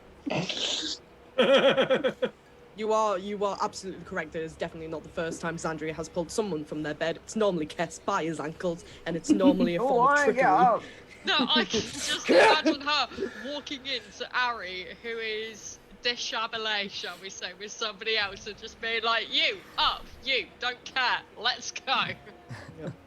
So you drag Harry out. Literally drag Ari out. If he's still on the floor, I will just lean down, grab his arm, and drag He's him not across still the on floor. the floor, he would have got up. Just looking up like, man, what the? In that case, I will still grab a hold of Ari's arm and start dragging him out. He goes with you. Doesn't need dragging. Yeah, he's doing the... I will gently pull Ari along. I mean, he's not very strong, so it's just going to be like... like handbags at dawn flapping. Xandria just puts a fireball in his mouth. So, you go downstairs. As I'm dragging him. Go on. Oh, sorry. That's all right. I was gonna say as I'm dragging along the corridor, just without turning round to look at him. I think your mother is rather impressed that you're fighting against Ulrich. Told that we need to have a conversation when we're out of here. Oh, I look forward to it immensely. Love is in the air. Every time I look. Woo! Put it on silent. Get that through Syrinscape. You go Whoever did downstairs. that. You lot see Harry and Xandria return.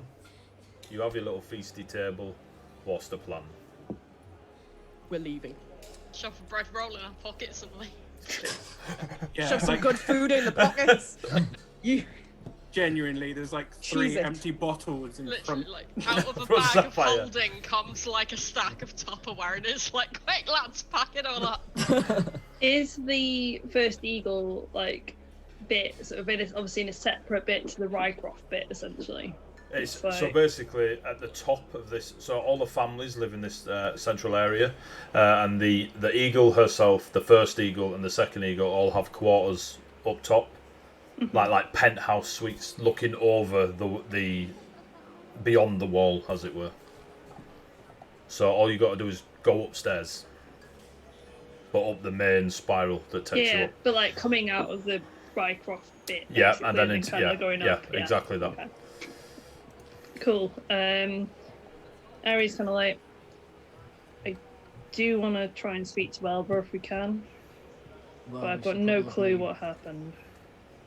We should be quick about it because your mother was pretty clear that we needed to get you out of here before your father showed up. I also had a conversation with you all, I see.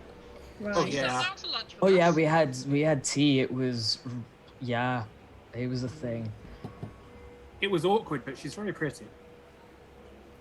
My For her age. mother. He's so Guys are just staring at Sapphire like, bruh, why? Literally Stop just this.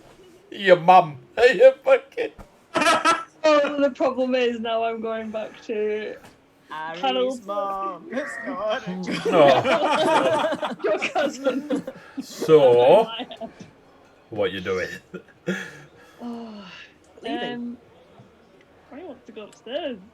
Ronnie wants to go see Elba. It's your call. We're going and the rest of us like climbing out the window or something because it's pretty clear we're not welcome here. We weren't welcome here, and then when we weren't welcome here, I decided, you know, I'd just keep talking. So we're not welcome here anymore. So let's go if we're going. Like, do your family not like each other, or is it just certain people in your family don't like each other? Like, I think it's daddy issues. oh, okay. It's definitely daddy. I was only asking because get, if Ari hates we the not family, we have can this steal something on the conversation way here? out. There's Okay. a few people That's eating what their like late breakfast staring at you a lot. Just like, That's what I'm suggesting. Like Oh, as like shugging I a forgot there were like lots a of- cloak back on, like we're trying to leave. Sapphire is being slowly pushed out of the room. and another thing. So as But yeah, you Ruby. go on. No, it's just that Ruby's no stranger to the family feud, but also the super close-knit family. So it's like Ari hates Ari's dad hates Ari. But if either one of them hears a cross word about from like an outsider, it'll be like brah, and then it's on. So it's like, do we go? We should go. So you leave the Rycroft residence past the Eagle Fountain into the central area.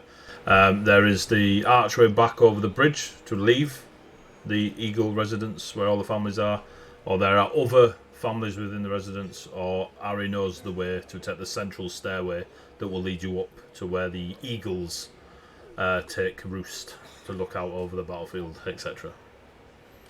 I just need to know where you're going, kids. He's gonna try and head up the stairs. We're following Ari because that's never ended badly in the past. Yep. Literally just following Ari. While we are We don't going know up that the he's not taking us out. Yeah, well, I must know a shortcut. Push a shortcut. Yeah. not that stupid. Ulrich must be Um, this way. Whoa. Hey, Ooh, you're giving yourself some credit there, Kess. Hey, wisdom, not intelligence. I know that that's probably not the way out the wall. But I can't Further work it out. into it. there might be an Um, escape route. The monastery had escape routes. Sapphire knows. As we are bimbling our way up, totally not making this entirely worse on ourselves. Oh god. Yeah. So who was that guy on the training fields? What kind of training field? The one that you pretended you didn't know? Don't know who you mean. Oh, Ari, he was. Sorry, Had AD, breakfast did you, with your mother this morning, please. Can we just be honest about this? Ouch. AD, did you describe what the guy looked like that Ari pretended not to notice? Imagine You did. a middle-aged Antonio Banderas. Ruby basically goes like the one that looks like a middle-aged Antonio Banderas, that one, the one who was on the fighting field that you looked Ah. at, and then we're like, nope, I did not see that man. Oh yes, the famous player. actor. Yeah. Bandanas. Antonio Banderas. Ooh. It's just Tony Bandana. He's just trying to lie to everyone.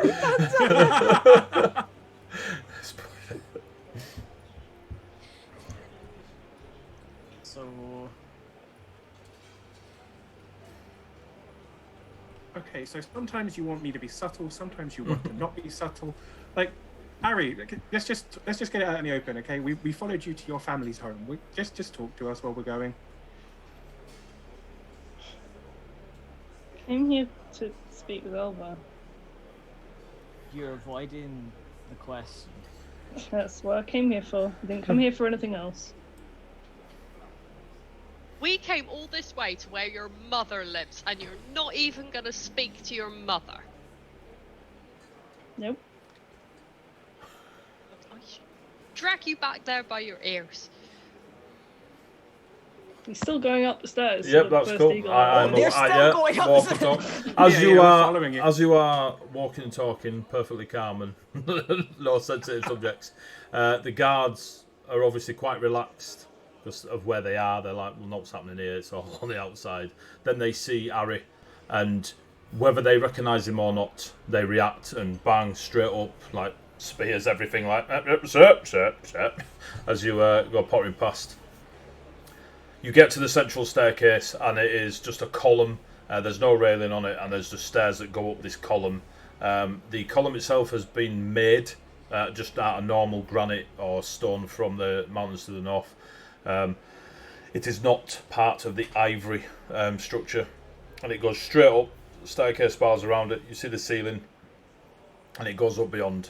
As you are all walking up, you get about halfway up, and all of you hear the cry of several eagles of unknown origins, location, etc. You reach the top. There is a gust of cool, fresh, cold air, quickly followed by brimstone, ash, like a sulphur, like bad taste in the air. As you can now see again, as you come up the stairs to your left, you see Ravenholm landscape. Now at the higher point, you see down into the valley of the House of Eagles province, and you can see further out. You're at a higher point now that you see across the thousands of miles of forest and ancient architecture that was once the empire of King Reinhardt. Looking to your right, across beyond the wall to the east, you see immediately below you, you just see, in fact, I got the music for this. Give me a moment, please. Volume down preemptively. Now I'm roasting. Making me sweat. It's all avoiding the answer. Yeah, I know. Anxiety sweat. Out across the open. Shit, that's loud. That is loud. Thank That's you. very Thank you loud. for transporting me to Starship Troopers land. That's not far off what you see. So Oh, you. great. Lovely. Oh, my camera's gone fuzzy. Let's get rid of you. Bring you back. Oh, Boom. There we farewell, go. lady. As you look out and down, you can see an absolute mass of deep, dark reds, purples, blacks, all moving around in a swarmish form, slamming into what appears to be the other side of the ivory wall. There are long, sloping pillars and gangways and stairways that lead out from the wall into this mass. There are hundreds, thousands. The wall is 2 days long.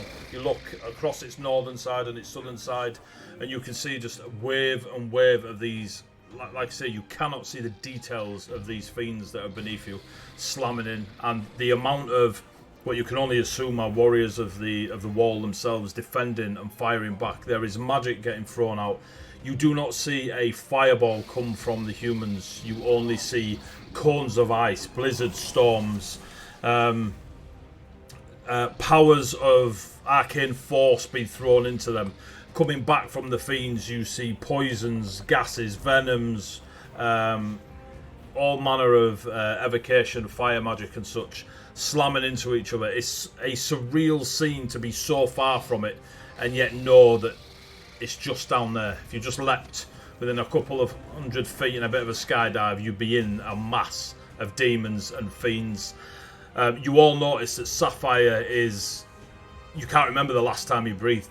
He's took a single breath as he steps ever closer to, like, there's almost a precipice with a railing as he looks down from this eagle's nest. Beneath you, Sapphire, is a horde of demons, devils, fiends, whatever terminology has come from whatever culture around the world. There are these things attacking this wall. It is such a contrast from when you tipped up on the other side, walked up a bit of a stairway and got pulled up on a lift. And now on this side you see masses and masses. From your height, you can see, must be a couple of miles away from the wall, you see these large tears in the material realm itself. Sapphire, you've seen these before in ancient texts and trainings, that this is how the demons and fiends and devils come from their realm into the material realm. But what they normally do is they tear, enter, seal. These tears are permanent. They do not, you're counting down, Sapphire, for them to disappear, and they don't disappear. And there must be several dozens of them scattered several miles away from the wall, where there's just these strange purples and reds and blacks just pouring out of these tears coming at the wall itself. And you can see that all the defenders of the wall that are on the outside are fighting against them, as they basically use themselves to climb up to the humans and fight. Even the sound is so distant, it feels like an out-of-body experience as you look down upon this. As you're all staring out, beyond the tears, you have, as you're looking east, imagine you split the east in half, and on the right-hand side, it is glacial, and it is the bright, arcane blue, icy landscape. Sapphire, you recognise it instantly from your meditative visions. To the left is a lava, fiery death pit that just stretches out before you. In fact, I've got that wrong. Flip them. On your right's the ice. On your right's the ice. On your left's the ice. On your right's the fire. Should have got my map up. Stretching out before you, and that stretches all the way as far as the eye can see. Pride Mountains to the north. The Highlands of Toa are on the other side of this ice, this glacial lava-esque mash that stretches out. Ruby, you've never seen this before, and you travelled it. You were like, where the hell has this come from? Like, yeah, I was going to say, Ruby is looking at this, trying to work out the route she must have taken in order to not see neither ice nor fire as she came from there thither to hither. The only thing... And she can't work it out. Exactly. I swear you're a time traveler. You hear a voice as you're all looking out. Lord Rycroft. And as you turn, stood just in the archway leading into where, as you come up the stairs, sort of behind you there's a short walk and then a large like bungalow type complex that is just on top of there that houses the eagle, the first eagle and the second eagle. Stood in the archway, you see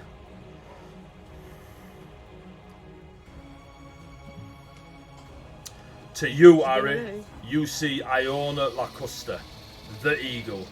She's in her late 50s. She's got short back and sides, buzz cut hair. It's silver grey. She's just over 6 feet. She's got a Dorito V on her. She is covered in plate armour, chainmail, bits of soft leather and the other bits. She looks absolutely stacked in armour. She is... on her back is a very, very long sword. Like, it is almost a great sword, but not quite. She's got a shield that's on the back of that, so the sword is tucked behind. She is, without question, the general, leader, chief, the eagle of the Ivory Wall. Ari, you are very aware that she's been in command since her 16th birthday and has never ever fallen in battle, lost a charge she's been part of. She is the ultimate legend that is the eagle of the Ivory Wall. He will like make a proper bow to her and go, my lady. At the sound of command. my lady, there is a slight... Turn that down a little bit. At the sound of my lady, she ignores the rest of you and just stares into the very soul of Ari. Why are you on my wall? I needed to speak with Alba. Did you know? And she steps up next to you, and despite only an inch or two between you, you can't help but feel she's 15 foot tall. She just points a gauntleted hand down into the mass. You kind of follow her point, and you can see a small section of the wall where there is quite a heavy push from the fiends, and a unit of, well, defenders of the wall look like they're about to be overwhelmed. Then go speak to her. He nods.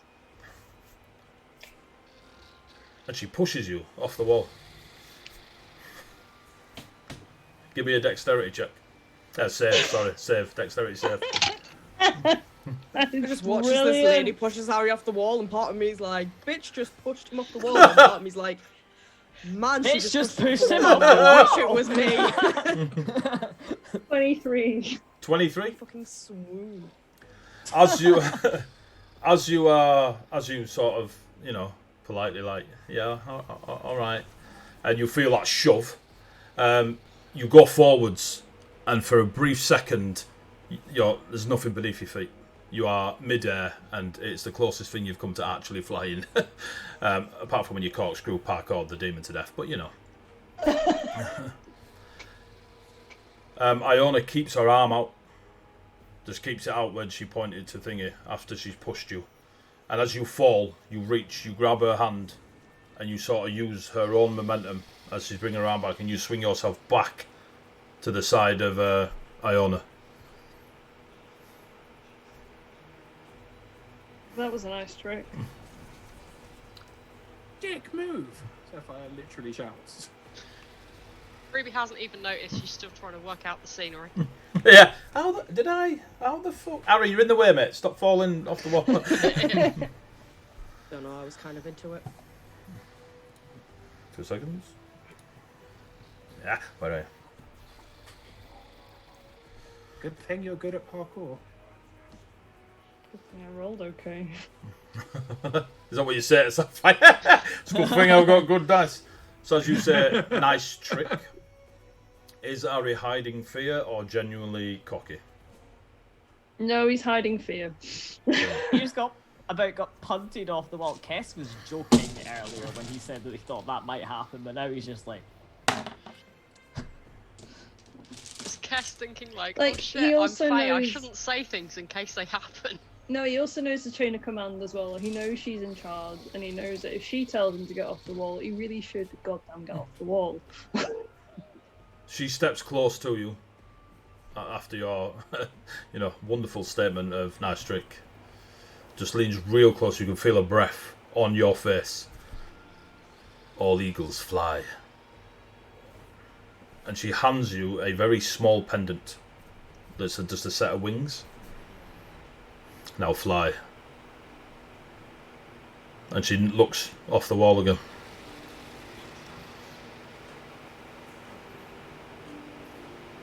Can I do an insight check on her to see if she's just bullshitting me?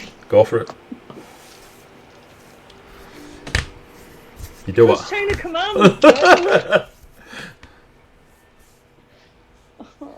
Oh no. Okay, my insight's pretty decent. Okay, 18. 18.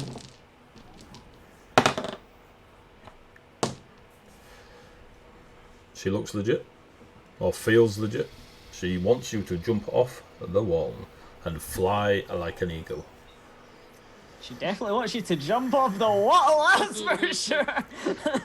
Do it. I have no room What for end? eagles with no wings. If you cannot fly, Lord Harry, Sebastian, Rycroft, if even you should carry that name, I have no space for you on my wall. If you wish to speak to the first eagle, you must fly to her, or clip your own wings and never return. I just lean into Kess and go, Oh, I'm falling in love with this lady. Yeah. Just like, if we didn't have to do what we were doing, I think I'd stay here.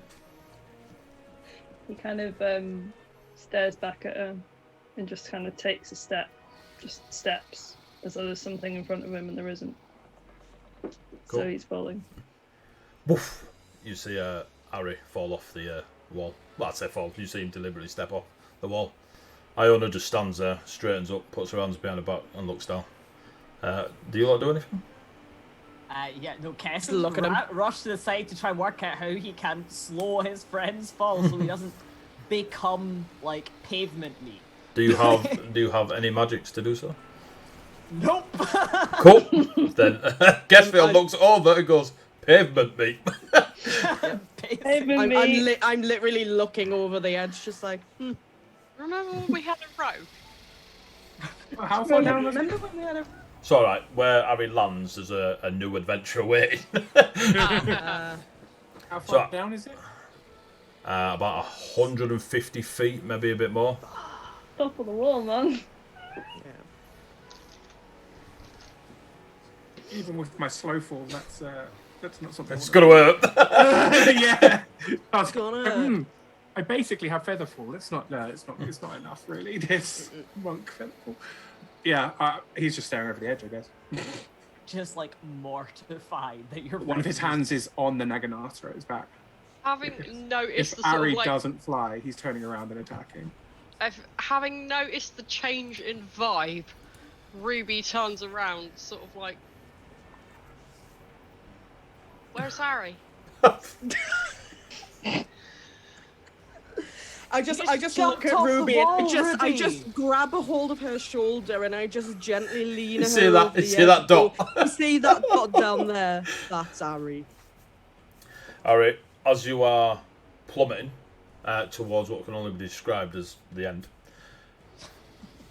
the rushing of the sulfuric smells in the air and the just the speed that you're going, giving you that coldness as well. It's a horrible confusion. The winged pendant that Iona just gave you starts to crackle as if it's got static energy around it.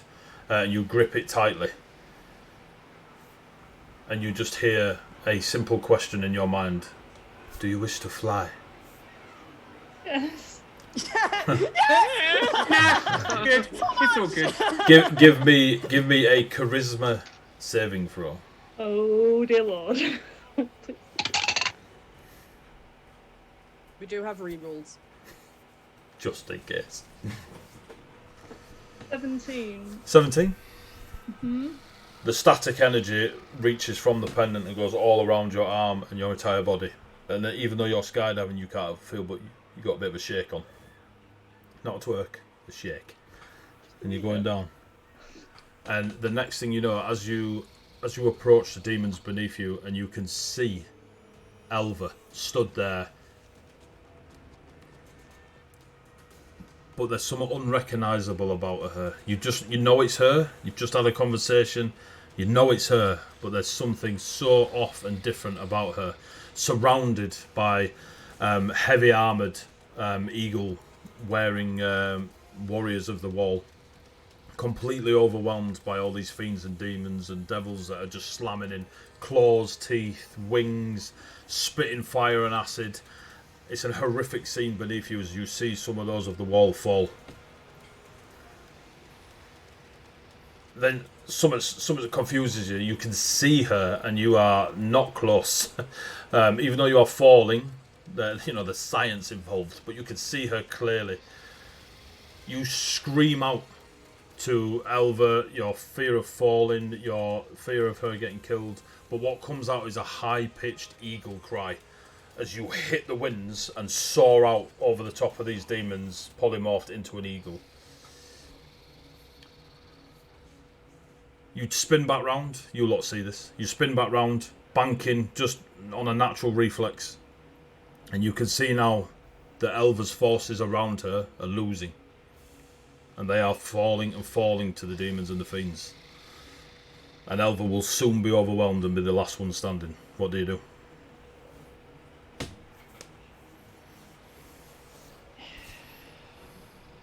You just said what it is though, and I can't do it. But I was going to try and cast Thunderwave, but I'm nowhere near, so... But he's still going to try anyway. You are aware that you won't be able to cast magics. Yeah, But you I are... just realised that.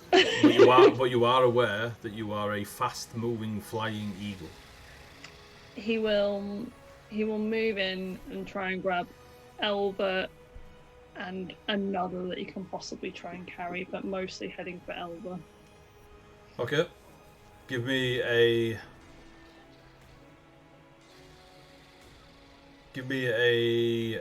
acrobatics roll, and depending on how high or low depends on whether you can get none of them, one of them, or both of them.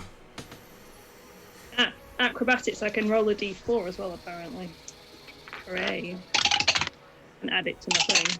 So, that is... That's a 25. 2 seconds.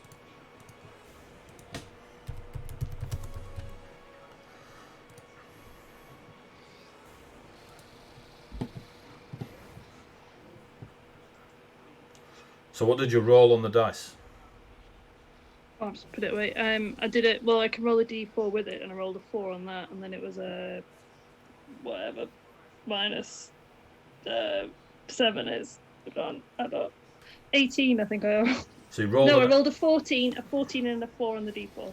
So your total is 17 because you are an eagle, not a rogue. Ah, yes. Okay. So on your 17, you swoop into the mass. As you come close, you feel your feathers burn and singe at the ends. You see Elva before you, covered in armour, and only the gods know what sort of claret is all over your friend Elva. And you see a warrior, donned helmet, unrecognisable, fighting back to back as a few more of those of the wall fall. And you swoop in. Your talons reach out. You grab Elva. She's completely surprised, taken away, still swinging, catches one of the fiends in the face with a thick broadsword as you lift up into the air, but your other talons are empty as you come up, and you miss the warrior that was to her back. But as the warrior was to her back, he spins and kills the demon that she hit, giving you enough time to fly up, assuming you fly up and not just fuck off to the sunset with Elva. See ya!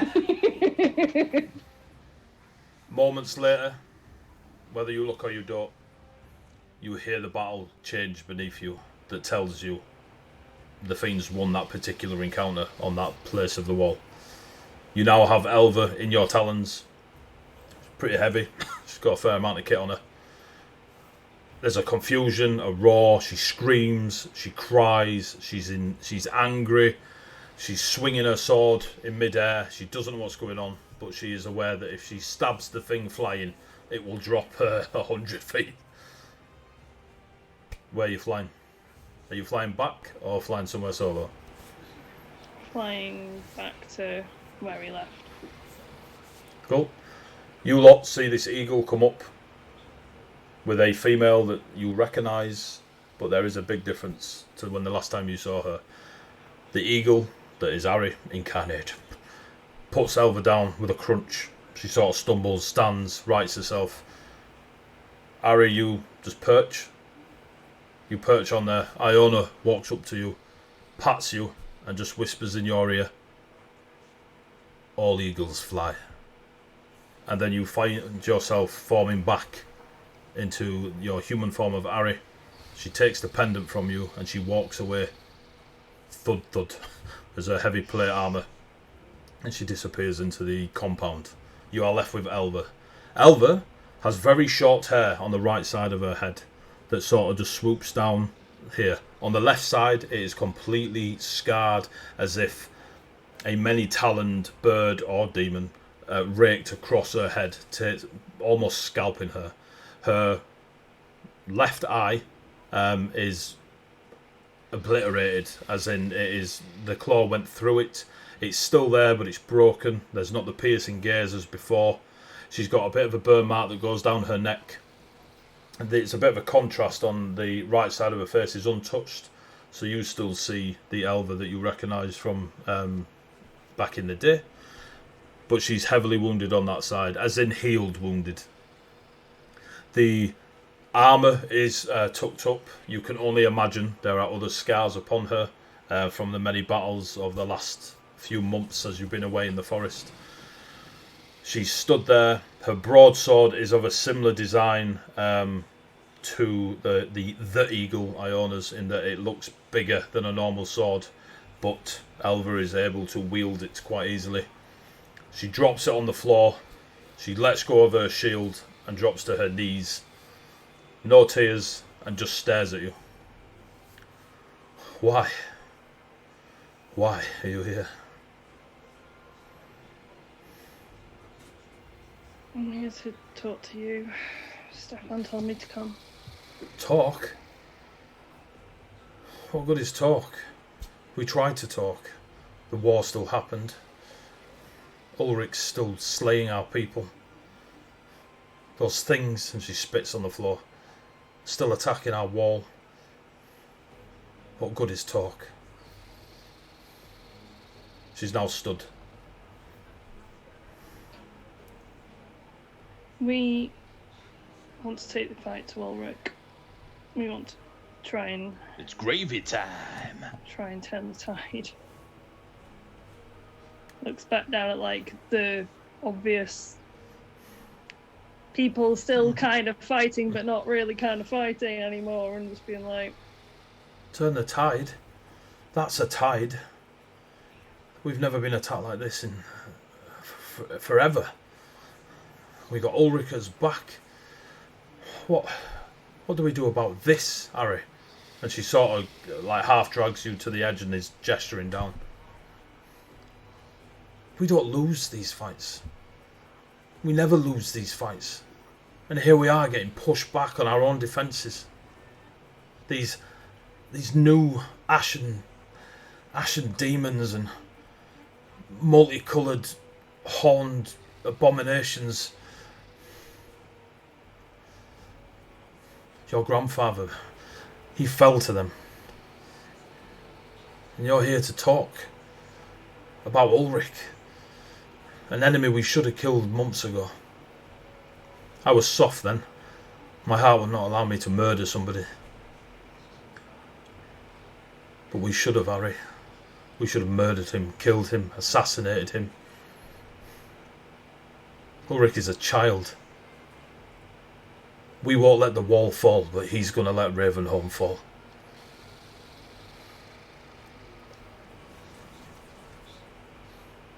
Now what do you want to talk about?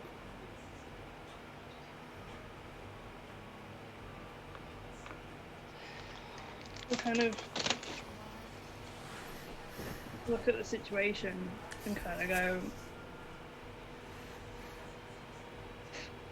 don't know why I came back. Just turn around and start walking away. As he walks past Ruby, she reaches out and grabs the back of his shirt, turns him round and just pushes him back towards Elva. There's a familiar sight. He's gonna keep trying to walk away. Well, you're gonna have to try and get through And get 6'2" past, Faye, who's just like, sort your problems. Because next time I'm just gonna stick this. Next time it's gonna be the crook, and I'm just gonna crook your ankle out from underneath you like you're a sheep. Elva calls to you. Running again, Harry. I thought you were here to talk, to soar, to fly, whatever it is, whatever closure you think you've come here for. Tell me, demand it. Don't cower away. We've got a civil war. Demons at the wall. This is not you. This is not the stride of pride. This is the walk of shame. It's not a one-night stand, Harry. You can't just tip up, play at something, and then walk away in the morning. You're an eagle. You're the eagle.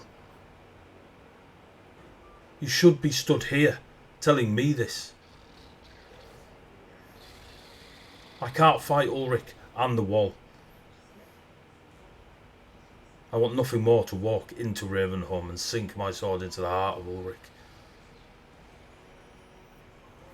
But I have to avenge your grandfather. I have to protect the wall. You do. And that's why I want to. That's why we have to go and get Ulrich. She steps closer. Tell me why you're here. You didn't come all this way in the opposite direction to Ulrich to tell me you're going to kill Ulrich. Why are you here, Harry? And she steps closer. I'm here because Stefan told me to. You're here for family. For the love of your brother, yes? What about the love of yourself? You're Aristotle.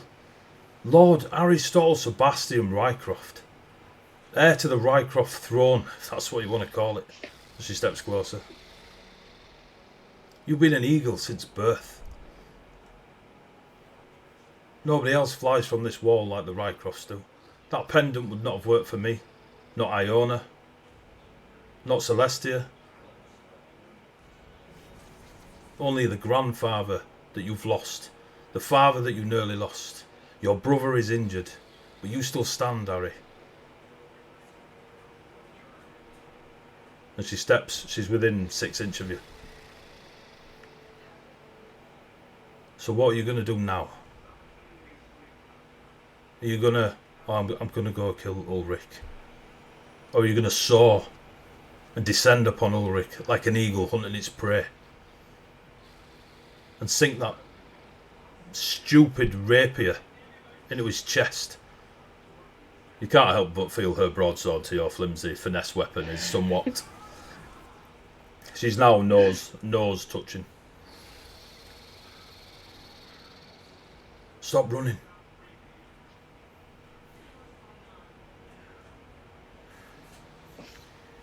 You're right.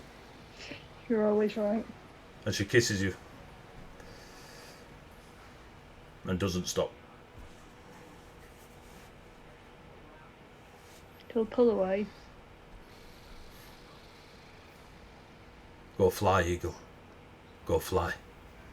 And she turns and starts walking back towards the compound.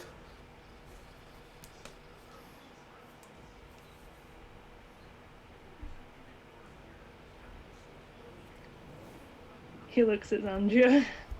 Ruby looks at Cass like, you grab her, I'll grab him.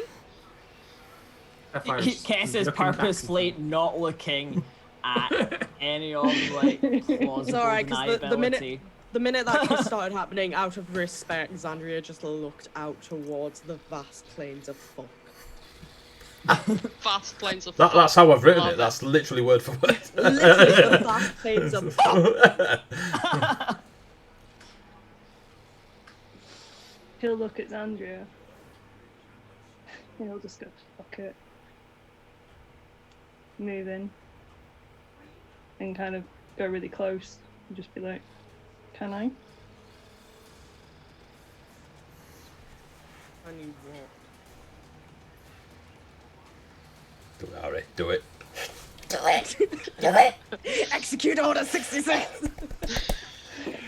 He's going to kiss you real hard. So. Cass is just going to stare at Ruby and then like... And whisper to Ruby and Sapphire, roll initiative. Ruby is going in for her back for a foil packet that's got little unpopped kernels in it, and she's gonna cast heat metal because popcorn, bitch. So Harry leans Does he in. just get like with his ex? and Harry he's leans kissing in my and signet? kisses Zandria. Zandria, what do you do? So, Harry leans in, Still kisses your Zandria. pendant. Sparta kicks. Let Here's what Zandria happens. answer. Let Zandria answer. Here's what happens. So, first, confusion, wide eyes, like. Second, kind of like, okay, eyes closed, lean into it a bit. Then third, eyes snap back open and like, hang on a minute, and then clock him in the face. I will say it's an unmissable target, as Harry is slightly committed to a different action. And then as soon as like Harry has detached and wherever the fuck he sprawls, hopefully not over the side of the wall because he has no pendant this time, and just what the you just. And then she turns and walks away. Harry, give me an insight check. Yeah. You do have, you've got a reroll. You've got a I've got reroll. like Use 2 a rerolls, I reroll. think, because it's like 10-2. I was like, Jesus, why? That is a dirty 20 now. For a brief moment, Zandria kissed back. I mean, it all happened very fast. Obviously, you leant into, like, what a bang. But for a brief moment, Xandria kissed back. Xandria is walking back the way you came, down the staircase. Iona and Elva are not perched out on the nest. I'm gonna trot off after Xandria and make Yeah. sure she doesn't torch the place. Yeah, Ruby's kind of calling out, Xandria, we don't know the way without him. Hellish rebuke the wall. Literally, Kind of, just like behind me, I'm just gonna leave like a wall of fire, just like don't fucking follow me. I'll kind of rub his face. Rug. I got a love tap. No. He also figured he fully deserved that. So you all start descending the staircase back into the inner workings of the wall and the Eagle House's residency. What's your? I get that Xandria's where you're walking, Xandria. You don't need Harry to get out of here. It wasn't a very complicated twisting cavern. Nah. Are you? So I'm just gone. is that the plan? You're leaving over the bridge and far away. Yeah. I am. That's all right. Power walking with. Well, they're all behind you, following. So I need to know where you're going. Yeah, no, Ari's heading like out. Yeah. Boss told him to get off the wall. He's getting off the wall. So you all start heading out. You go out of the Eagle residences. You go across the bridge. You see the same two guards that you passed on the way in, passing you on the way back. The tall, live one stops, looks at Harry, shakes his head, and carries on walking. And you are back walking through where the training areas are. Forgot about that bit. It's only been a couple of hours. You cross over the training areas and you're going back into the market places. As you enter the marketplaces,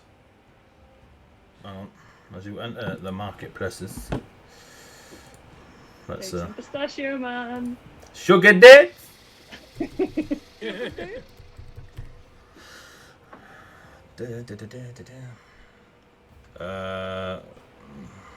Yeah, Ari did ask consent, thank you.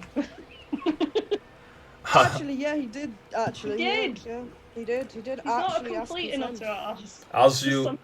As you enter the market area, and the hustle bustle of people in front of you, there is a tug on your arm, Harry, and you turn left, and your mother is staring straight at you. Okay, that's worse than I thought. But we are going to call the session there because it's 5 to 11. No, there must go for the full 3 women that are Harry to piss off. Yeah, Bang, bang, quick succession. Sapphire has genuinely, the whole walk back through town and everything has just been like that. The whole way. Oh my god. Big pause. Look on his face. Oh, Smeg the mother. Brilliant. So we are gonna end it there. Thank you very much for watching, listening.